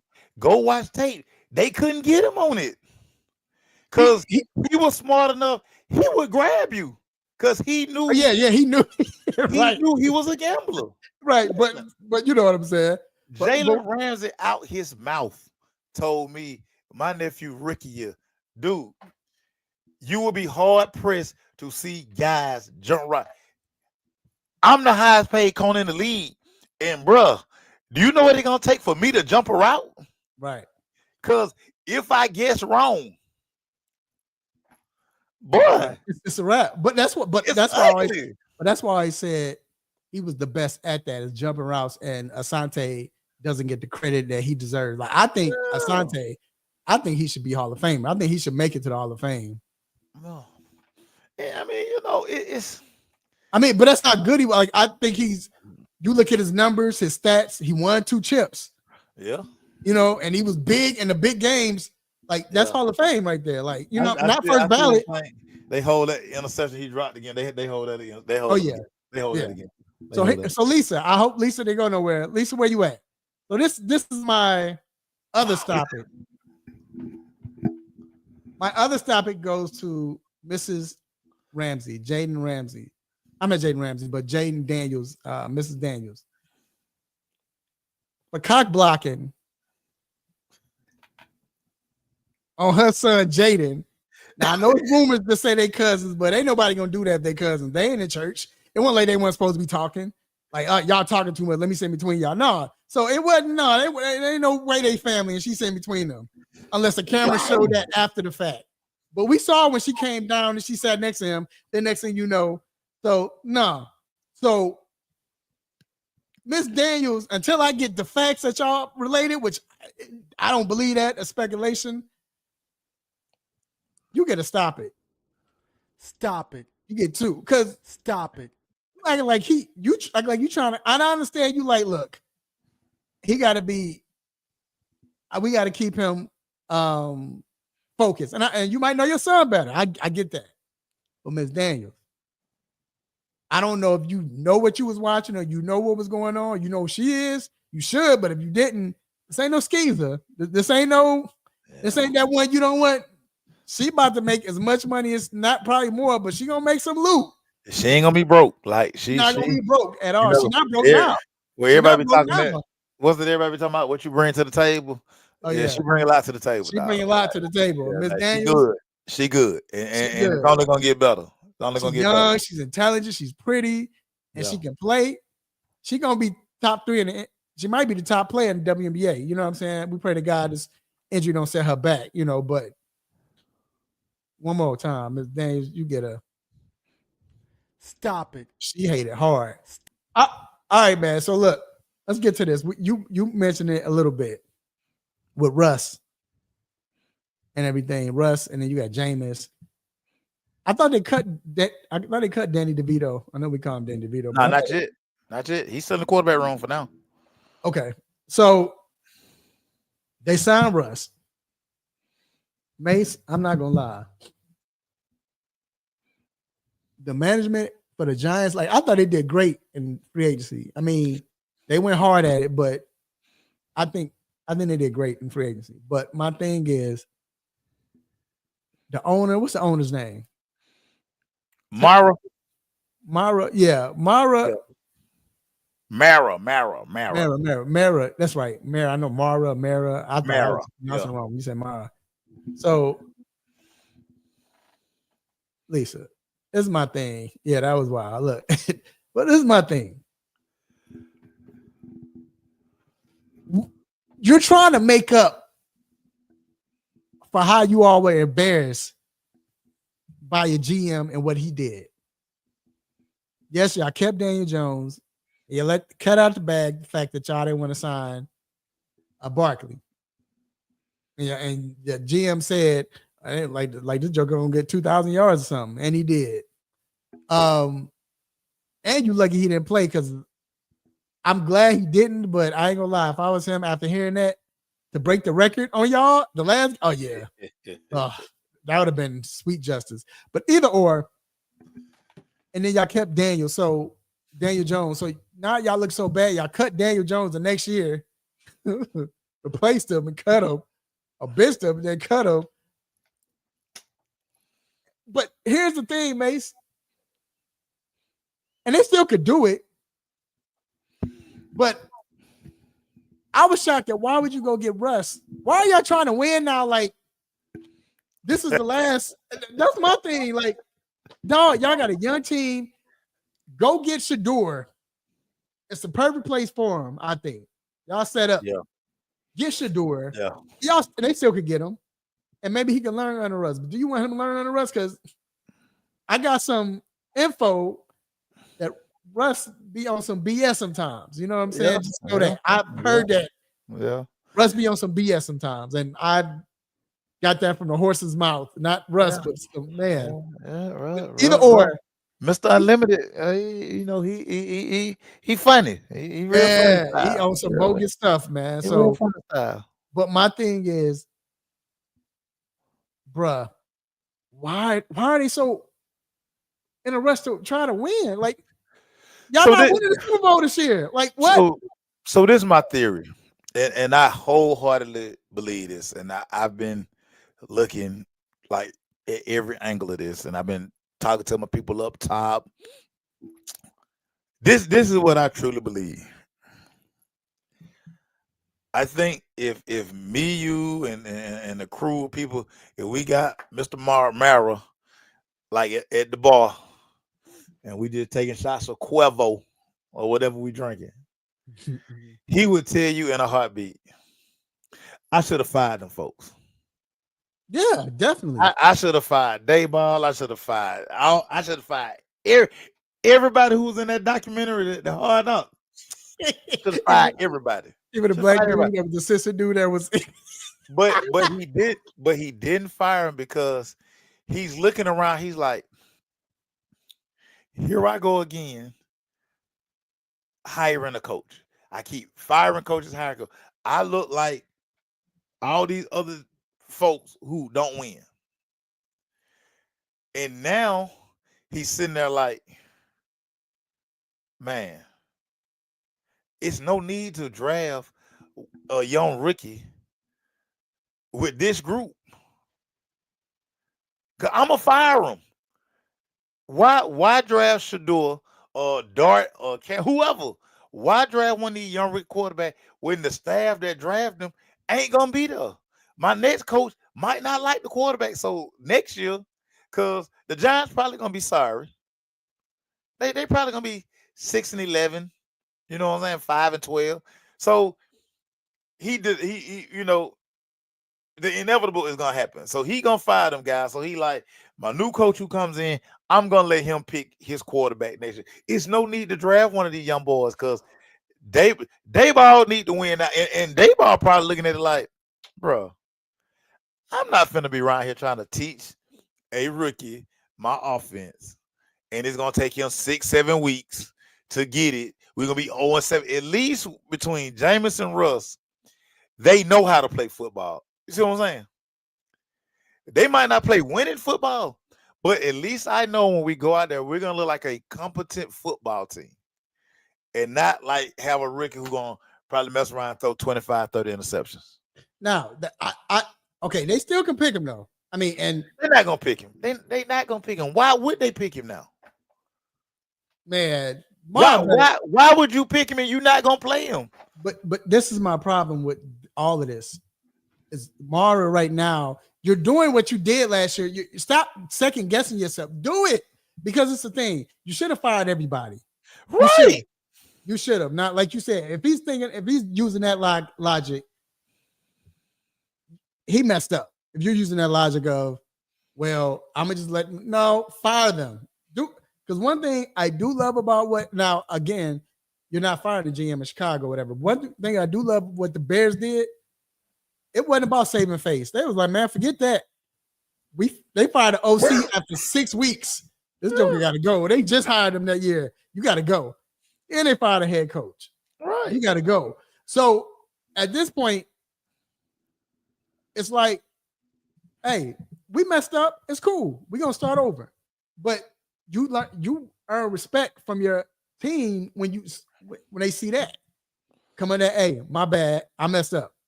Yeah. We're not gonna do this again. This is how we doing it this time. Get you a GM, get you whatever. But I still would draft Shador. If he wants Shador, I would get Shador and get him. And honestly, what we saw Dabo do with Josh Allen, I would trust him getting and that was the thing. You got this bum quarterback that wasn't good, and now all of a sudden, you know what I'm saying, it makes you look bad. But what you gonna do with that? If you got a quarterback that can't do what you want them to do, that's not your fault, coach. Now you try to simplify it, and that's what he did. They got to the playoffs that 1 year, and it wasn't because of Daniels Jones, you know. I would get Shador still, dog. Let him learn if you want, but I would, because the reason why this is why I say this, Mace. This is the only reason I'm saying this. Out of all the quarterbacks that are coming out, it's not. We talk about this. You have a lot of talent. Cam has all the talent, but I don't know if Cam understands football. Everything we saw in that his pro day, we saw Justin Fields do that. Yeah, I don't even trust pro day. No, right, exactly, and that's my point. Everybody like, oh, he did it. Yeah, I prove I'm be number one. Dog, Justin Fields did the same thing. Zach Wilson did the same thing. Right. Matter of fact, they pro day look better than yours, Cam. And not saying that you did bad, but that's how good they look. That don't mean nothing. So, but you got a guy, Shador, who understands football. Here's the caveat. Here's the thing right here. The fact that Tom Brady is basically this Joker's godfather and working with him off season. Come on, man. Come on. If you look at the game film, yes, Shador might hold the football a long way because he's trying to make a play. He's admitted that. But that's why Dabo was there, to coach. Yeah. To get rid. I mean, that's what's going to happen when you come to the next league. But as far as when I was watching, even the first year in Colorado, when I was watching Shador, it was like, yo, this dude just can't be out here making the right play every time. Like he was making the right decision, dog. Like 95% of the time, he was making the right decision. You know what I'm saying? Yeah. You can't pass up on talent like that, mates, because you might not get that again. That's why I say get him. That's why I say get him, dog. Just because of that. You know what I'm saying? You don't want to miss out on talent like that. I think he's gonna be the next great. That's all I'm saying. Real quick. What you think about New England? Because I almost think that he might mess up that. I don't want him to mess up that locker room because they're young. Well, they had to do it. Did you see they offense last year? The receivers? Oh yeah, they was horrible. Terrible. Horrible. Yes. Horrible. Like very horrible. So very. You almost had to bring a Steph Diggs in, maybe to teach these guys how to play wide receiver in the NFL. Right. And give Drake May a safety net. Because they were, very terrible. Terrible. And Drake May, they drafted two receivers, and neither one of them were any good last year. Neither one. No. But again, it was a setup fail for what's the Gerard Mill. It was a setup fail for him. But you got somebody who know what he wants, who's very sure of himself and his offense. So I think it'll work. I'm just worried that he's going to go in there and mess up the camaraderie of the locker room because they're young and you don't want somebody like that to come in. I'm not saying he's that dude. I just don't want it to happen. If what we hear about that's who he is, you know what I'm saying? All of them are young, so it's like, and he gonna be just D is gonna dig. yeah, He gonna do what he do now because that's who he is. yeah. But at the same time, Mike Vrabel looked at that film. He was like, "Man, go find me the best pass catcher in these streets, because these guys can't even get open." Well, and then we're gonna take this commercial real quick. But what I heard that from a reliable source, I think it was reliable, that they reached out to Vincent David Jackson. You know, here they reached out to him to see if he could play wide receiver. Reached out to him and TJ Bentley. They told me they had a they had to go up there. They had an audition for it, you know. So, but Ben said he didn't want to play for New England. So, but that's what I heard. You know, I don't know if that's true or not. So that's all I'm saying. So that's why I'm open, Drake. I'm open. Throw the ball. Yeah, that was horrible. But look, we're gonna take a quick break and we'll be right back. You know, we gotta bring in we got family in the building, so No doubt about it. We'll be right back. Have a sports injury? Need to see an orthopedic doctor? Ortho Atlanta is one of Metro Atlanta's largest orthopedic and sports medicine practices, providing orthopedic and sports medicine care for the whole family. With 37 physicians and 14 offices, the practice provides the highest level of care for injury of muscles, joints, bones, and spine. Ortho Atlanta offers convenient access to a full range of musculoskeletal surgeons and specialists. Ortho Atlanta also offers on-site physical therapy, pain management care, MRI imaging, and workers' compensation care. The Ortho Atlanta surgery centers in Austell and Fayetteville provide cost-effective, same-day surgical procedures in an accredited outpatient center.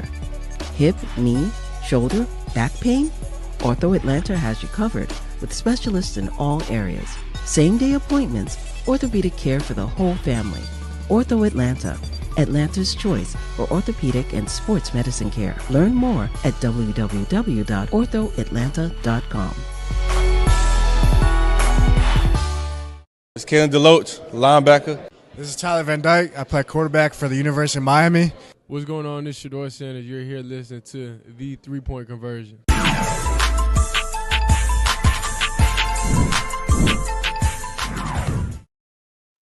All right, we're back inside the 3-Point Conversion Sports Lounge. What up, cuz? Cuz is in the building. We got another cuz that we're about to bring on the show. Family in the building. None other than orthopedic for Ortho Atlanta, Dr. Donald Fowler III. What's going on? What's up, fellas? Good to see you. Good to see you, man. How are you doing? We good. We'll see after Sweet 16 tomorrow night how I'm feeling, but right now I'm okay. So, hey, I'm so proud of Doc. I know, Doc, you had a little help. You cheated a little bit, but still, you're a busy man. You work, but Doc, you know, I don't know if you know, Mace. Doc had the baby all along. You know, his wife was on the town, so Congrats! had his first, yeah, man. He looked like he was bothered or. I didn't see red on him. He wasn't frustrated. So I'm like, all right, that's what's up. yeah, hanging in there. Solo parenting this week. So, Hey. Oh, you still doing it? Okay. yeah. No, wife was on work trip and now she's on a bachelorette. So yeah, holding down the fort. All right, wife. Now we getting comfortable now. Look, we getting comfortable now. Just play. Yeah, no, I'm banking that. I'm banking that. Oh, banking. Oh, yeah, of course. Oh, hey, hold that ace. Keep that ace in that pocket until you need it. But no, Be like, yeah. No. But no, Doc. So we got to start off, man. I know we don't have too many questions, but I definitely got to ask you. First off, USC guard Juju Watkins. I'm sorry. Everybody want to know about Juju Watkins, and want to know, like, with her injury, she had a torn ACL. Do you blame Miss Daniel Jones' mother for hating? No, I'm sorry. I'm just messing with you. No, I mean, but Jaden Daniels. Jaden Daniels for hating. I'm sorry. But no. Honestly, with this injury, it's ACL, and I'm just asking. I don't, is it different with male and female the way it heals, and also when will we see it? Because this happened. This is in March. So will she miss all of next year? Yeah, tough injury. Obviously, arguably the face of women's college basketball, probably her and Paige, and they were gearing up for that Elite Eight matchup that everyone thought was going to happen too soon. But obviously now it's not going to happen. Well, the teams are probably still. I still think USC has enough talent; they can make a run. But at least win their next game. But UConn in the Elite Eight without Juju is a tough pill to swallow. So, I mean, hated to see it. It's one of those things when you're an orthopedic and you watch it back, because I wasn't watching the game live, but then I saw the alert and then flipped it on and saw the replays. And it's kind of one of those things you see it and you're like, yeah, that's probably an ACL. Yeah. Unfortunately, you kind of almost know right away. So I hated it for her, for the team, for women's basketball. I feel like there's so much, popularity that's in the last couple of years with women's basketball, both college and WNBA. So it's a big hit for the sport. Males and females, it's not necessarily it's like a different recovery. Females are actually more prone to have it happen than males for a lot of different reasons, but the studies show females are about twice as likely to tear their ACL as males. And part of it is their like hip to knee alignment. And there's a lot of things that would bore people that I won't get into on this show. But either way, it's still, you're looking at probably a 8 to 12 month recovery, just depending on, is there anything else going on besides the ACL, meniscus, et cetera? Even if it's just straight ACL, that's still, usually 8-10 months. So, you're talking, we're already end of March. I mean, at the earliest, I could see her coming back in like January, of next, of next season. And that's kind of, about halfway through the regular season. But then the question is, do you even risk bringing her back too soon, or do you just sit her the entire year and just have her ready for the following year? I think it's tough, and I think it's just going to depend on how her rehab's going, and certainly they'll want to look out for her long-term future. Ralph, I'm getting beat up over here by my daughter because she's an ex-athlete, so she gave me this note, so I need to ask this question. I just kind of follow up to what you were saying right here, because she believes, and you help me out, because I know they're weight trained at USC. I know they weight trained, but she said something about that. I was reading some other people talk about how much commitment do females have to the weight room, and should she probably increase her workout, especially like a leg workout? Does that have anything to do with maybe her tearing it the weight? Because I mean, it was really kind of like non-contact. I mean, she was just running down. Yeah, so there's been a lot more awareness, especially in the female athletes, with again how their alignment is from their hip to their knees, and it puts more stress on the ligament. So there are specific kind of exercises for both jumping and landing and running that they're starting to try to go through to actually teach female athletes kind of in a way how to move better to prevent things to offload their knee joints. And I'm sure people like Juju Watkins have access to state-of-the-art trainers and strength coaches who are doing those things on the side. So I would imagine she is doing the right things, and more than some lower profile person at North Dakota State or whatever else. So I'm probably not going to knock her conditioning or her training. I'm sure she grinds and she's getting after it and doing all the right things to try to protect herself. Unfortunately, it can still happen. So, okay. So do this, Maceo. So that way I'll ask the next question, and you ask the last question. Okay. So we get our 4 questions in. So with Damian Lillard, he was diagnosed, they said, with a blood clot on his left calf, I believe. How can he treat this injury? Because I heard they was giving him blood thinners. And they're like he's out indefinitely. And usually when you hear indefinitely, that means they just don't know. It's a possibility he can come back in a sense. They didn't say he was out for the season. They didn't even say, he might make it to the playoff. They were just like he's out indefinitely. So how can you treat that? And then how long or when do you think when he's able to come back?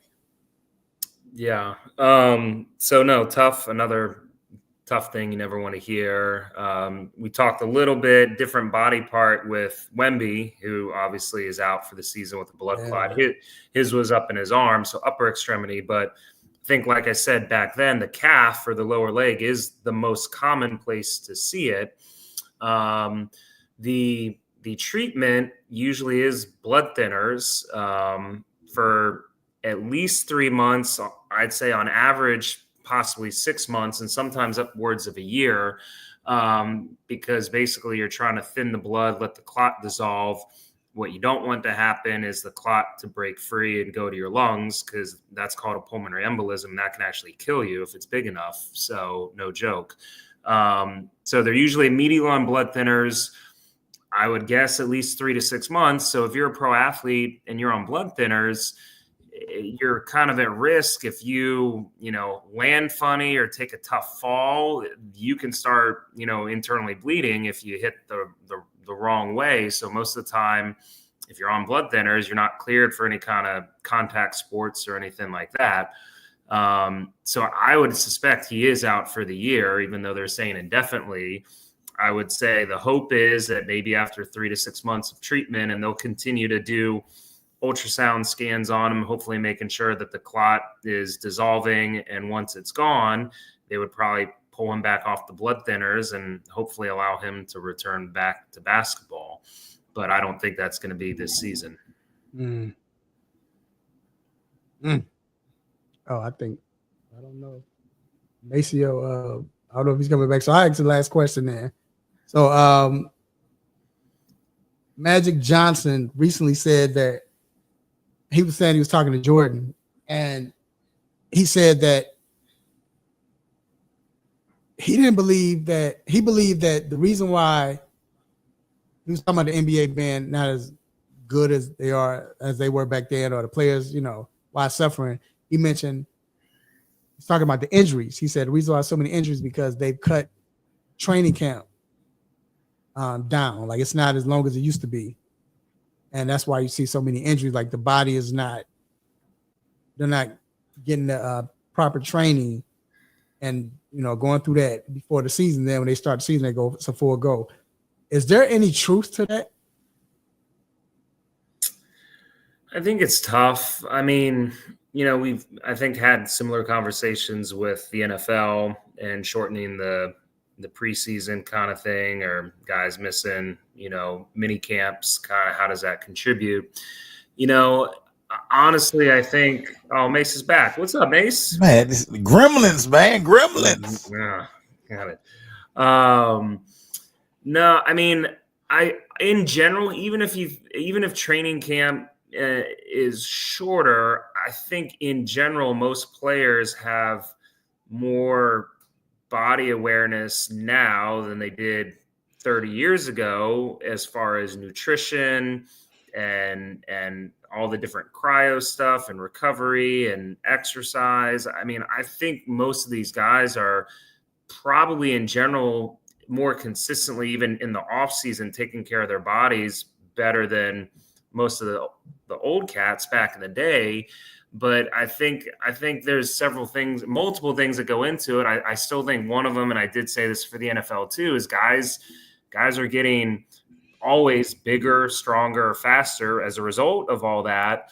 And yeah, that builds your muscles. But again, the tendons and the ligaments, those are static structures. They can't get bigger. They can't get stronger. So if you're continuing to put more and more stress on them, then you're more liable to start getting more of these both ligament and soft tissue injuries. So I think part of that goes into it too, that it's not necessarily any kind of shortened training. If anything, it's almost they're doing more training throughout the year. And again, their bodies are, you compare a guy in the NBA today to someone in the 80s, it's probably night and day in general. So, Right.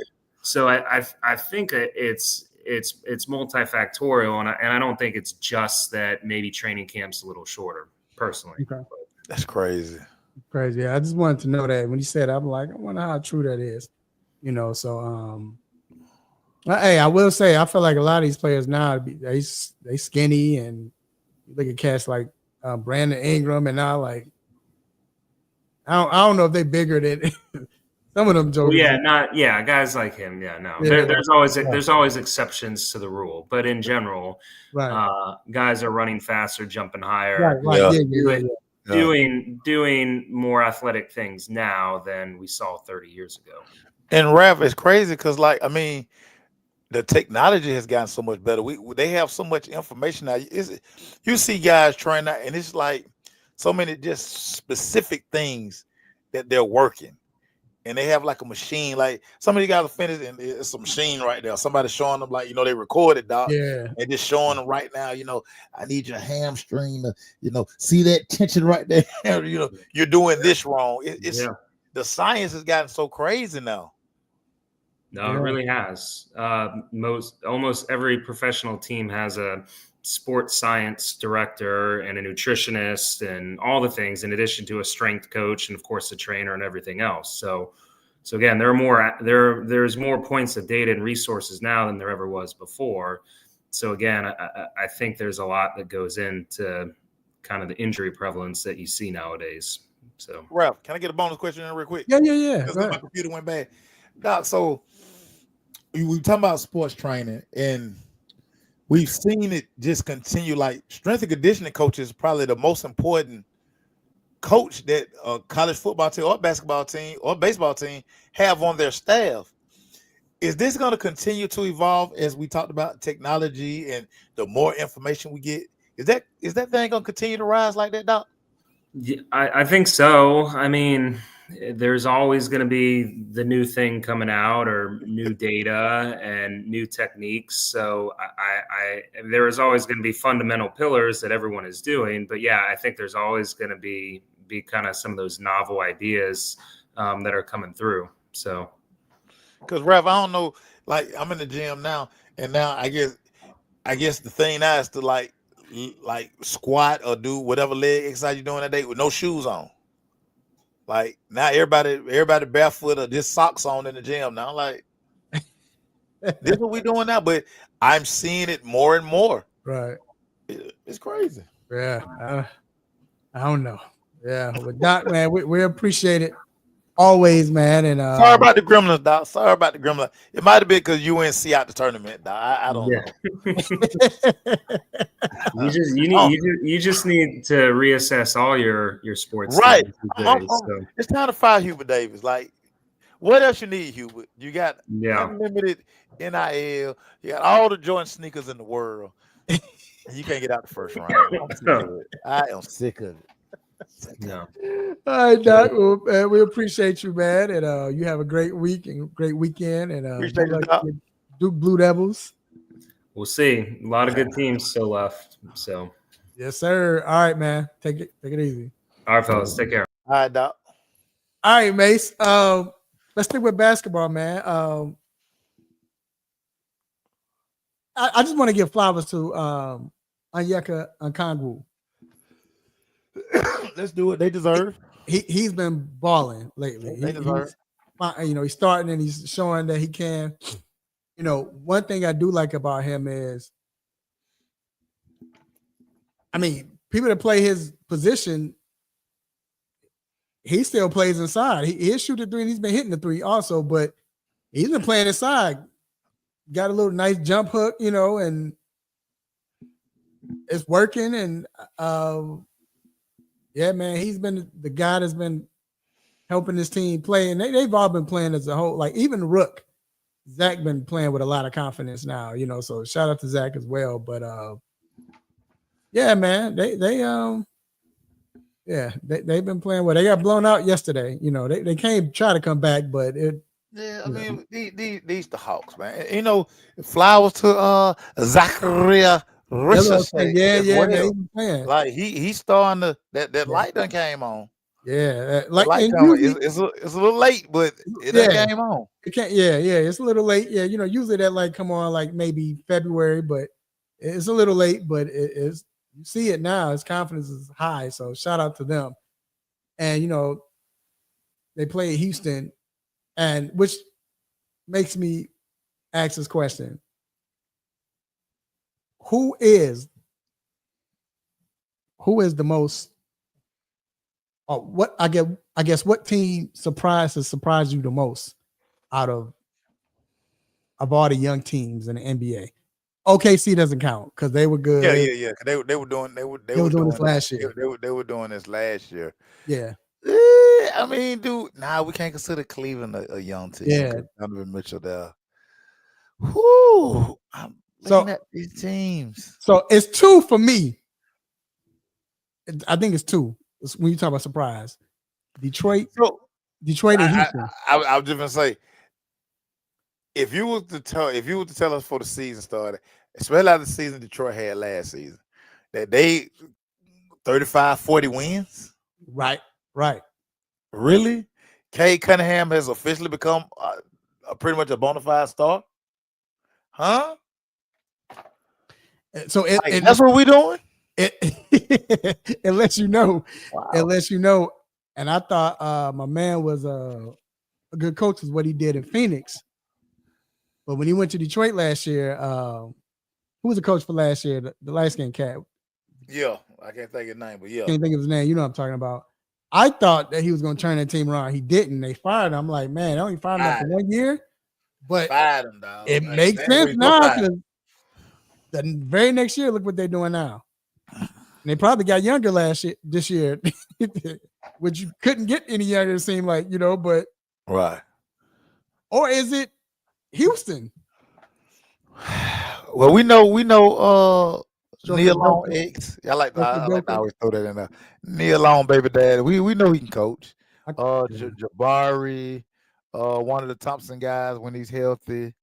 I listen, I like that Houston nucleus, but I'm gonna give the edge to Detroit because they're night and day from last season. They are totally night and day. But you know what? I didn't see Houston taking off like this because Houston last year, you saw a jump, but they weren't playoff team caliber. But now they fifth? They're like right. I mean, because they're all around there, like fourth. Yeah, they in the mix. They in the mix. And hold on, I'm about to tell you now. Because right now, excuse me, my bad. Houston is number 2 in the West. Oh, yeah, we got to go Houston. They number 2 in the West. We got to go Houston. Come on, man. And that's a young team. I mean, with the addition of Van Fleet. But other than that, and you got your boy Uncle Jeff, Jeff, we talk about LeBron. I mean, we talk about LeBron because LeBron is still doing it at the way he's doing it. But Bron. But Jeff been playing for a long time. Yeah. For real. With the ball spot. For real. And still dunk. But on my mama. On my mama, right. But still, just to see them just take that leap, man. It was like OKC in a sense. Like they just how OKC did last year. All of a sudden, Houston and they're young, bro. They're young. So I mean, shout out to Houston, but like I say, Neil Long, baby daddy can. He can Neil coach. Long, baby daddy can coach, man. Yeah, he can coach. He can coach. That's why they brought him in there, man. They like, man, just don't be touching none of the ladies in this office, dog. You can coach, man. You can flat out coach. Hey, dog. I told you I call him Stroker Udoka, man. That's his name, dog. Stroker Udoka. So, but yeah, dog. Hey, so before we get to the question of the day, I was going to ask you with the Braves, not Opening day this weekend, baby. Let's go. Yeah, and I want to know, is there anything you feel like the Braves are lacking this season? Oh yeah, pitching. I don't like the pitching. Mm, I don't like the pitching at all. I mean, if you look at 1 through 5 starting rotation, then you look at the bullpen today. You really can't feel comfortable because you like, can we win it? Can we make a deep run? And you look at the best teams. Can we beat the Dodgers with what we got? right, Can we beat the Phillies with what we got? right. I don't know. Mm. So for me, it's the pitching, and then of course health. It's gonna always be health. Number 13, Ronald Acuna, health. We need him like 155 games. Yeah, he has to be healthy. Yeah, he gotta be healthy. Because so the year, remember he was out for the year. It thinking towards ACL or something. Then remember he came the next year. He played all the games, right? Right. Yeah. So hopefully he plays all the games this year. It's gonna be a fun season, man. You never know, dog. We play our cards right. We might. I mean, we might be at the All-Star game.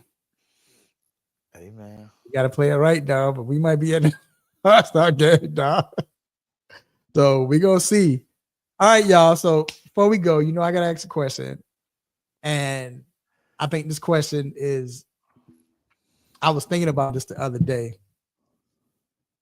I don't know which play I was thinking about, but it's a very particular question. Like it's not as broad as it might seem, because I know we've talked about superstar. I mean, what player we would love to follow if they had social media back then. But here's the question: what players would benefit the most from social media from the 80s and the 2000s? Before, and this is not like superstars. We're talking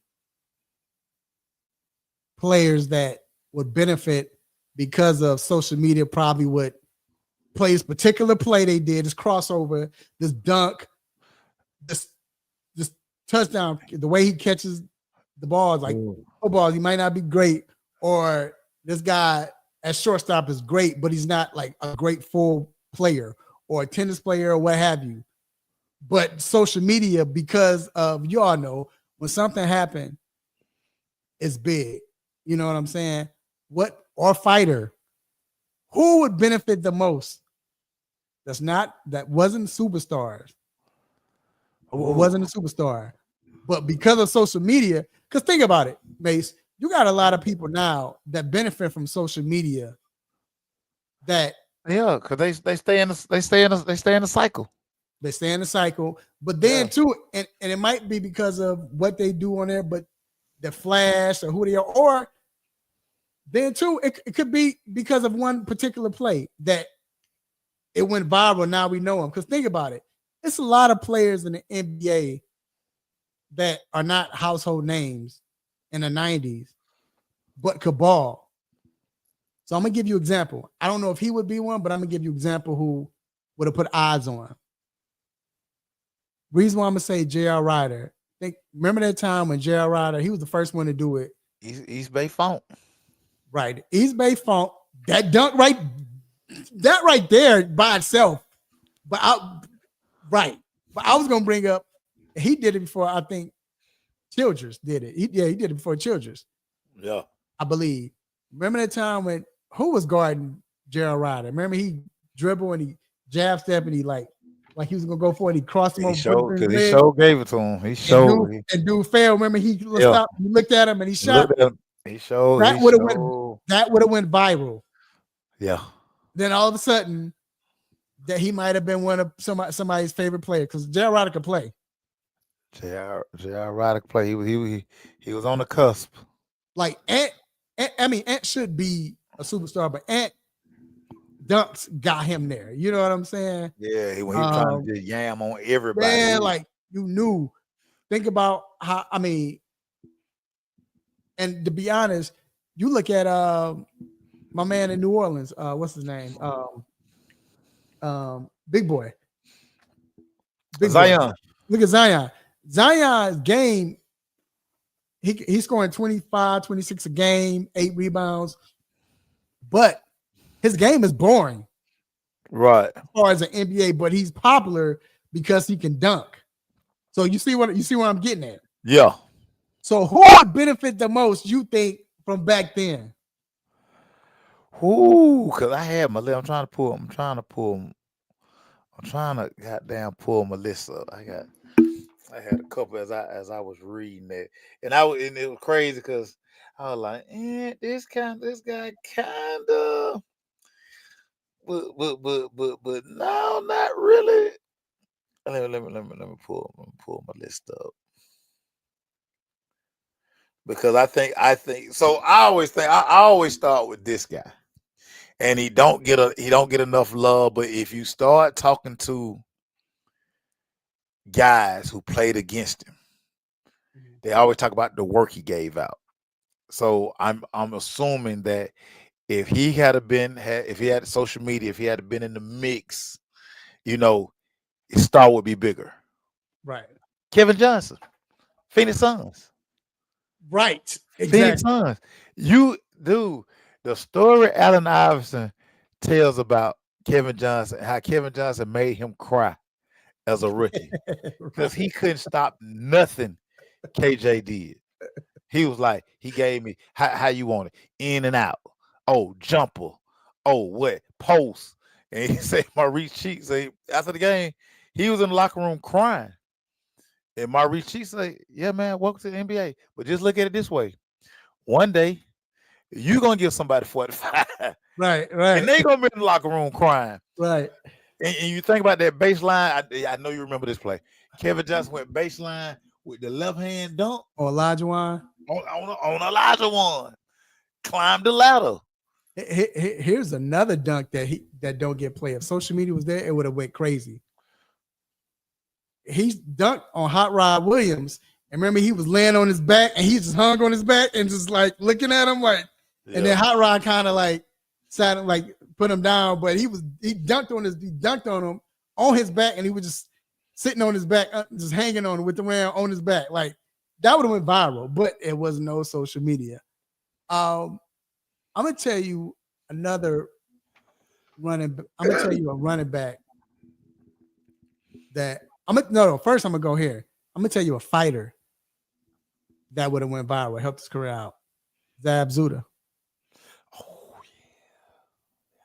yeah, had Zab on my list. You did? He, as cold as he was, had Zab on my list. His flair, his swagger. Yeah. He would have been huge on social media. Ahead of his time. If he had social media, he would be that guy. Yeah. He would definitely be that guy. Zab, and it's so crazy. You got to think about Zab was in like every music video. Like everybody loves Zab. Yeah, right. Zab was in lyrics like, man, folks, hey, Black Raw, right hand like Zab Judah. You know? Right. right. Zab. Zab would have been there. Zab is a good one. You know what? You know another guy who, oh my God, I think about this all the time. Now, social media would have really, and he had a nice little run, but social media would have made it much better. Spud Webb. Oh yeah. What? 5'7", winning the dunk contest. What? Dude, Spud would have cashed out. You hear me? Spud Webb would have cashed out with a name like Spud Webb. Spud Webb, dog. Spud would have killed him. Then he was playing with Neek, and it was just, but somebody wanted, dunk contest like that. He was so low. It would have went viral, dog. Nate Robinson is like a stocky dude. Yeah. Cut up. Spud was this little bitty, frail looking dude. Yep. hair missing right here on the side. I remember I wanted to Yep. get my hair cut. I was like, man, can you make my just leave a patch out so I look like Spud Webb? Yeah, I wanted to wear number 4 in Little League. Yeah, man. Now Spud was that deal. Spud was Yeah. that deal. What was that dude? He was big, but I don't think he was big as he should have been. Yeah, it was quick. It was quick because like the next year, I mean, he rolled out All-Star. Now there was nice little story, but his game wasn't, that good. No. If we had social media, we would have had that. They would have had that dunk contest on loop. Matter of fact, I might go cut it up, and I might get some NIL money out here in these streets. Like people need to see that, and you don't even hear people talk about. No, that's what I'm saying. I'm gonna give you another name and he was pretty big, but he wasn't big like he should have been if it was social media. And, I hated this guy back in as a quarterback. You said his one of the greatest jerseys. Randall Cunningham. If Randall Cunningham had social media back then for what he was doing, right, Mace. Yeah. But it would have been looking at him like Michael Vick. Yeah. Because especially back then, we never seen that. I mean, we seen Fran. I mean, not we personally, but Fran Tarkin, and you heard of him. Steve Young was nice, but not nobody like that was fast back then. Considered that fast back then. Jumping over. Remember, he used to hurt over folks. Man, Ronda juking the play. Go ahead. I just didn't like Ronda face mask. Ugliest face mask in the world. And he had that. He had that little. I can't say the word, but little punk. The way he give his mouthpiece and how he put it in, like a little. Like I hate the way he did that. Because he was really like the first guy who didn't have his mouthpiece like attached. Yeah, and the way he would put it in, crazy because that face mask was so big. But then he wore the shield. Like I went and got me a clear visor. Oh my God, this crazy story. So I didn't know. I just saw it. That's fire. Where can I get one? There's a spot in Atlanta. Everybody went and got their football stuff. Rita McGahee of 4th Season. Went and got the visor, put it on my helmet. Mind you, I didn't know you need to practice in it first to get used to it. I just wore it to the game.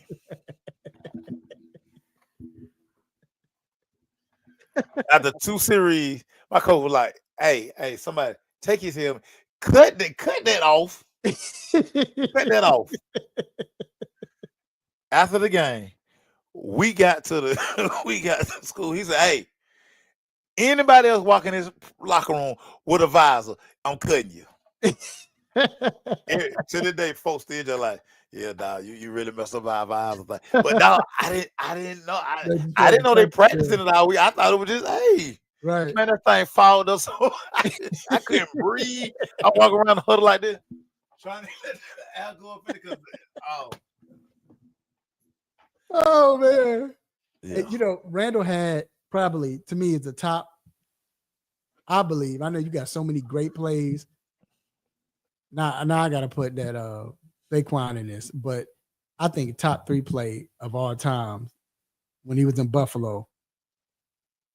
Remember he went back, he looked, juke, went to the right. So he seeing Bruce Smith came behind him, he ducked him. He ducked, yeah. Then turned around, spent, broke the tackle, whatever, and threw that mud like 70 yards in the air, like 70 yards, bro. He threw it from the middle of the end zone to all the way to the other, what was it, like 35? He let that thing fly. Bruh, for a touchdown. That was like the best. Yeah. He let that thing fly. Trying to think who else, man. I'm trying to think of a baseball player who would. Ooh. Okay, and this might not just be, he was big, but he might have been bigger. I don't know. He wasn't a superstar, but he kind of was. And it wasn't social media like that. Think of this. because it was more so he was a beast because of his antics. Was Manny. What Manny did, he always messing up or Uniform too big. Uniform too big or yeah, that pine tall over his right. back helmet. This damn guy. What are you doing, Manny? Manny was that deal, man. Yeah, yeah. And along that line too was kind of not really start, really more of a bully. Albert Bell. Oh yeah. Albert Bell antics with glorified. Oh yeah, he would definitely be on social media all the time. And remember, this is not just because you're gonna follow them, but it wasn't because the antics. It's just the antics or what they did, and his antics, he would always be on social media, always be he stayed on sport. He stayed doing something. Always be trending. I'm gonna tell you somebody. He was kind of he was headed towards that way, but he wasn't. But he would have been on here just because of him had to do with he was good in baseball. I wouldn't have to do anything on the field. And you don't like him, but David Justice. You know why, right? David Justice lame, man. But you know why he would be trending? Because he married Halle Berry. Because he Hey man. I can't stress y'all. David Justice is the lamest athlete to ever come through Atlanta. I mean, who comes through Dugan's parking lot? Nobody recognizes. So you drive home and you change cars and you come back just so people can recognize you. Man, GTFO. Everybody like, dude, we know it's you, dude.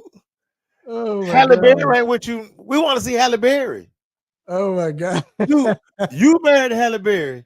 You down here at Dugan's. That was our thought process during that time. Right. But today you kind of like, man, don't nobody like Halle. Halle be going through it. So maybe it's Halle.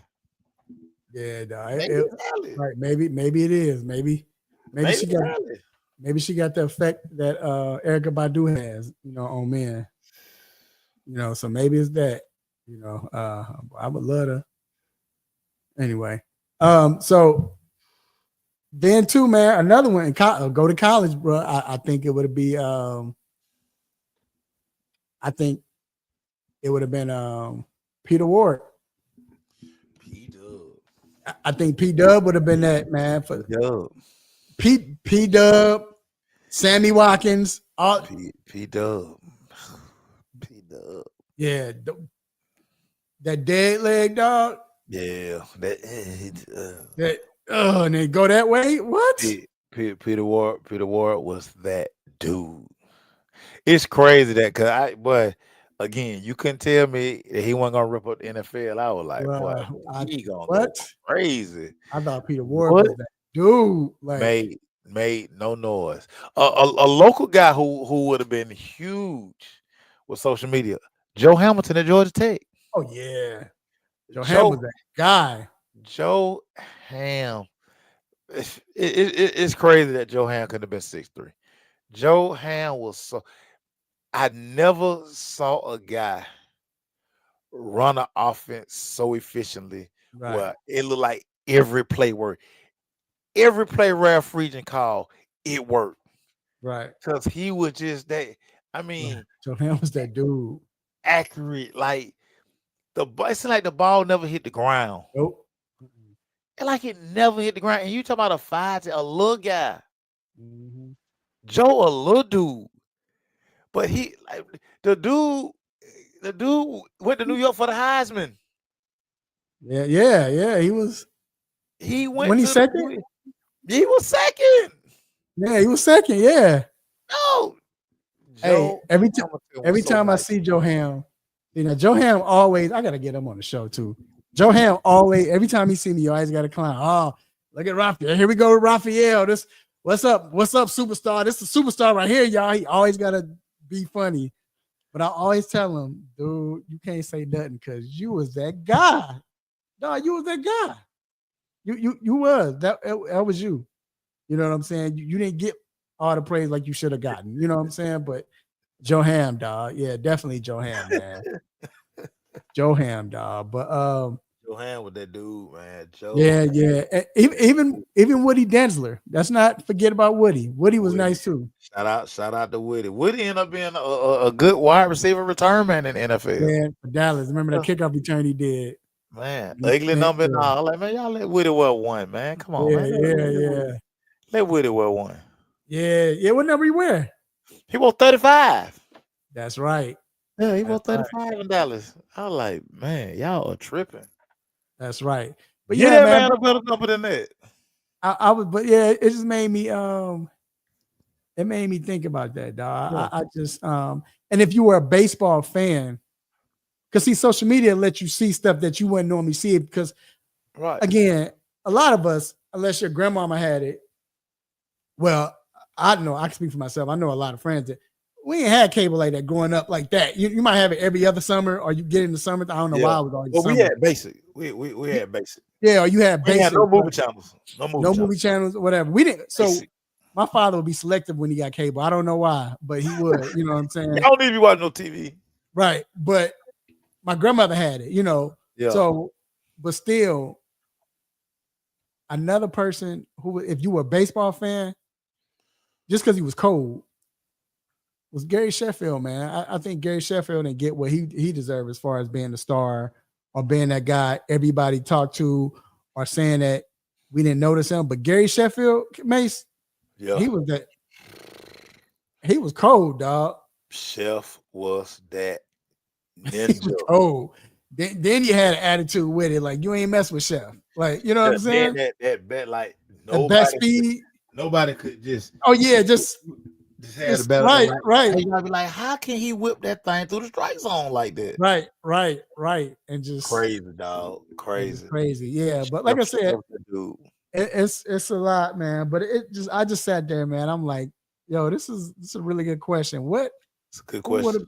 Who would have been cold? Because I mean, I think about other players that didn't get a lot of, and he wasn't flashy, but who could shoot? Like Glenn Rice wasn't a big star. You know, who else was cold? Shoot, let me tell you something. The stories that everybody talks about Joe Johnson, and you know, Joe was just so quiet. Just the stories everybody tell about how Joe Johnson would just bust your ass. Yeah, Joe Johnson was cold, dog. Joe out here giving everybody work. Joe Johnson. When I realized a lot of cats from New York was like, I mean, I don't care, but I was just shocked. They were like, yo, Joe Johnson, like my favorite player. When I was like, what? But dog, because Joe Johnson handles, his game was 6'8". Yeah, dog. Crazy, stupid skill set. Yeah, just yeah, you right, dog. Yep. But yeah, man. But hey, man, another great show, bro. Yes, sir, man. Y'all, I'm sorry I was late, man. Long day, man. Long day for the doggone fam, man. We laid my auntie Mavis to rest, man. She ain't no more pain, dog. No more pain, man. It was a great celebration today. My oldest baby came down and surprised me. That took the cake from me, y'all. Really? She can ready to graduate May with her master's. She came down to make sure her daddy was good. That's man. Told me up, dog. Told me up, dog. Because I wasn't expecting it. Right. Yeah, me, Dad, I'm here. You here? Well, I'm in Atlanta. Yeah, man. So I'm good. Yeah, man. I'm good, dog. Yeah. That's what's up, crazy, dog. Man. It's crazy. That's what's up, man. I love to hear that, dog. But look, you hear this music, you already know what it means. This is time to let you go. Before we let you go, man, we have a couple of shout outs, so stay tuned because you might be one of them. First, I want to give a shout out to the Almighty God for giving me this platform to do what I do, say what I say, make you all upset, mad, happy, want to give me the stop it button. Stop it. I appreciate it. Stop it. Anyway, also, man, I would give a Shout out to my dog, Mace. Mace, man. Got anything to say, dog? Hey, man, listen. You say it all the time, but I'm going to stress it today. Love on that, man. Love on your family. Love on your people. Go where the love at, y'all. Don't chase nothing, man. Go where the love at. That's what's wrong with the world. Go where the love at, man. You'll be better. You'll be better out here. Go where the love at. Go where the love at, dog. Definitely hear you, man. And, hey, shout out to Dr. Donnie Fowler III. You know, that's our cousin, man. Our cousin. Yeah, appreciate him coming on. Also, shout out to Deshaun Tate, man. Make sure y'all follow him at Tate's Take Hoops. And that's our guy. We appreciate you, Deshaun. Deshaun was in Cleveland covering for the 3-point conversion. So shout out to him, man. You know, getting all them questions in with Coach Izzo and all. His guy. He loved it. He loved it. He probably had on green while he was asking questions. Probably so. Also, I want to shout out to everyone who watched the show and everybody who was in the chat room commenting. Shout out to Jacob. As always, TJ Bentley, Vincent, the Fantasy Guru. Shout out to Cuz, Lisa. Hey, we appreciate you all. Also, want to give a shout out to my lovely children, my nieces, my nephews, brothers, sisters, aunties, uncles, cousins. Kids are great. Yeah. Cousins are great. Yep. Family, man. Family over everything, everybody. All family. Play cousins. Hey, shout out to the play cousins. Yeah, they're very important. They come through. Play cousins really come through. Boy, stop making sense. Stop making sense. But like May said, hey, man, love on your family. Let family know that you love them while they can still feel it, while they still alive. Eat good, drink responsibly. Hey, we got NBA going on right now. They're jockeying for playoff position. You got baseball about to start. You got NCAA tournament, men and women. Shout out to Juju. Hey, we praying for you. We're praying for you to keep your spirits lifted up, man. Oh yeah. But we need the game needs your Juju. Yep. Free agency. And until then, next week, same time, same show, same crazy. Whole same sports nonsense. When you miss me, I'm out. Peace. Yo. Hey, stay on real quick, Mace. Yep. Next question. What up, y'all? You know who it is, your boy Kiss. Right now, you checking out the 3-point conversion.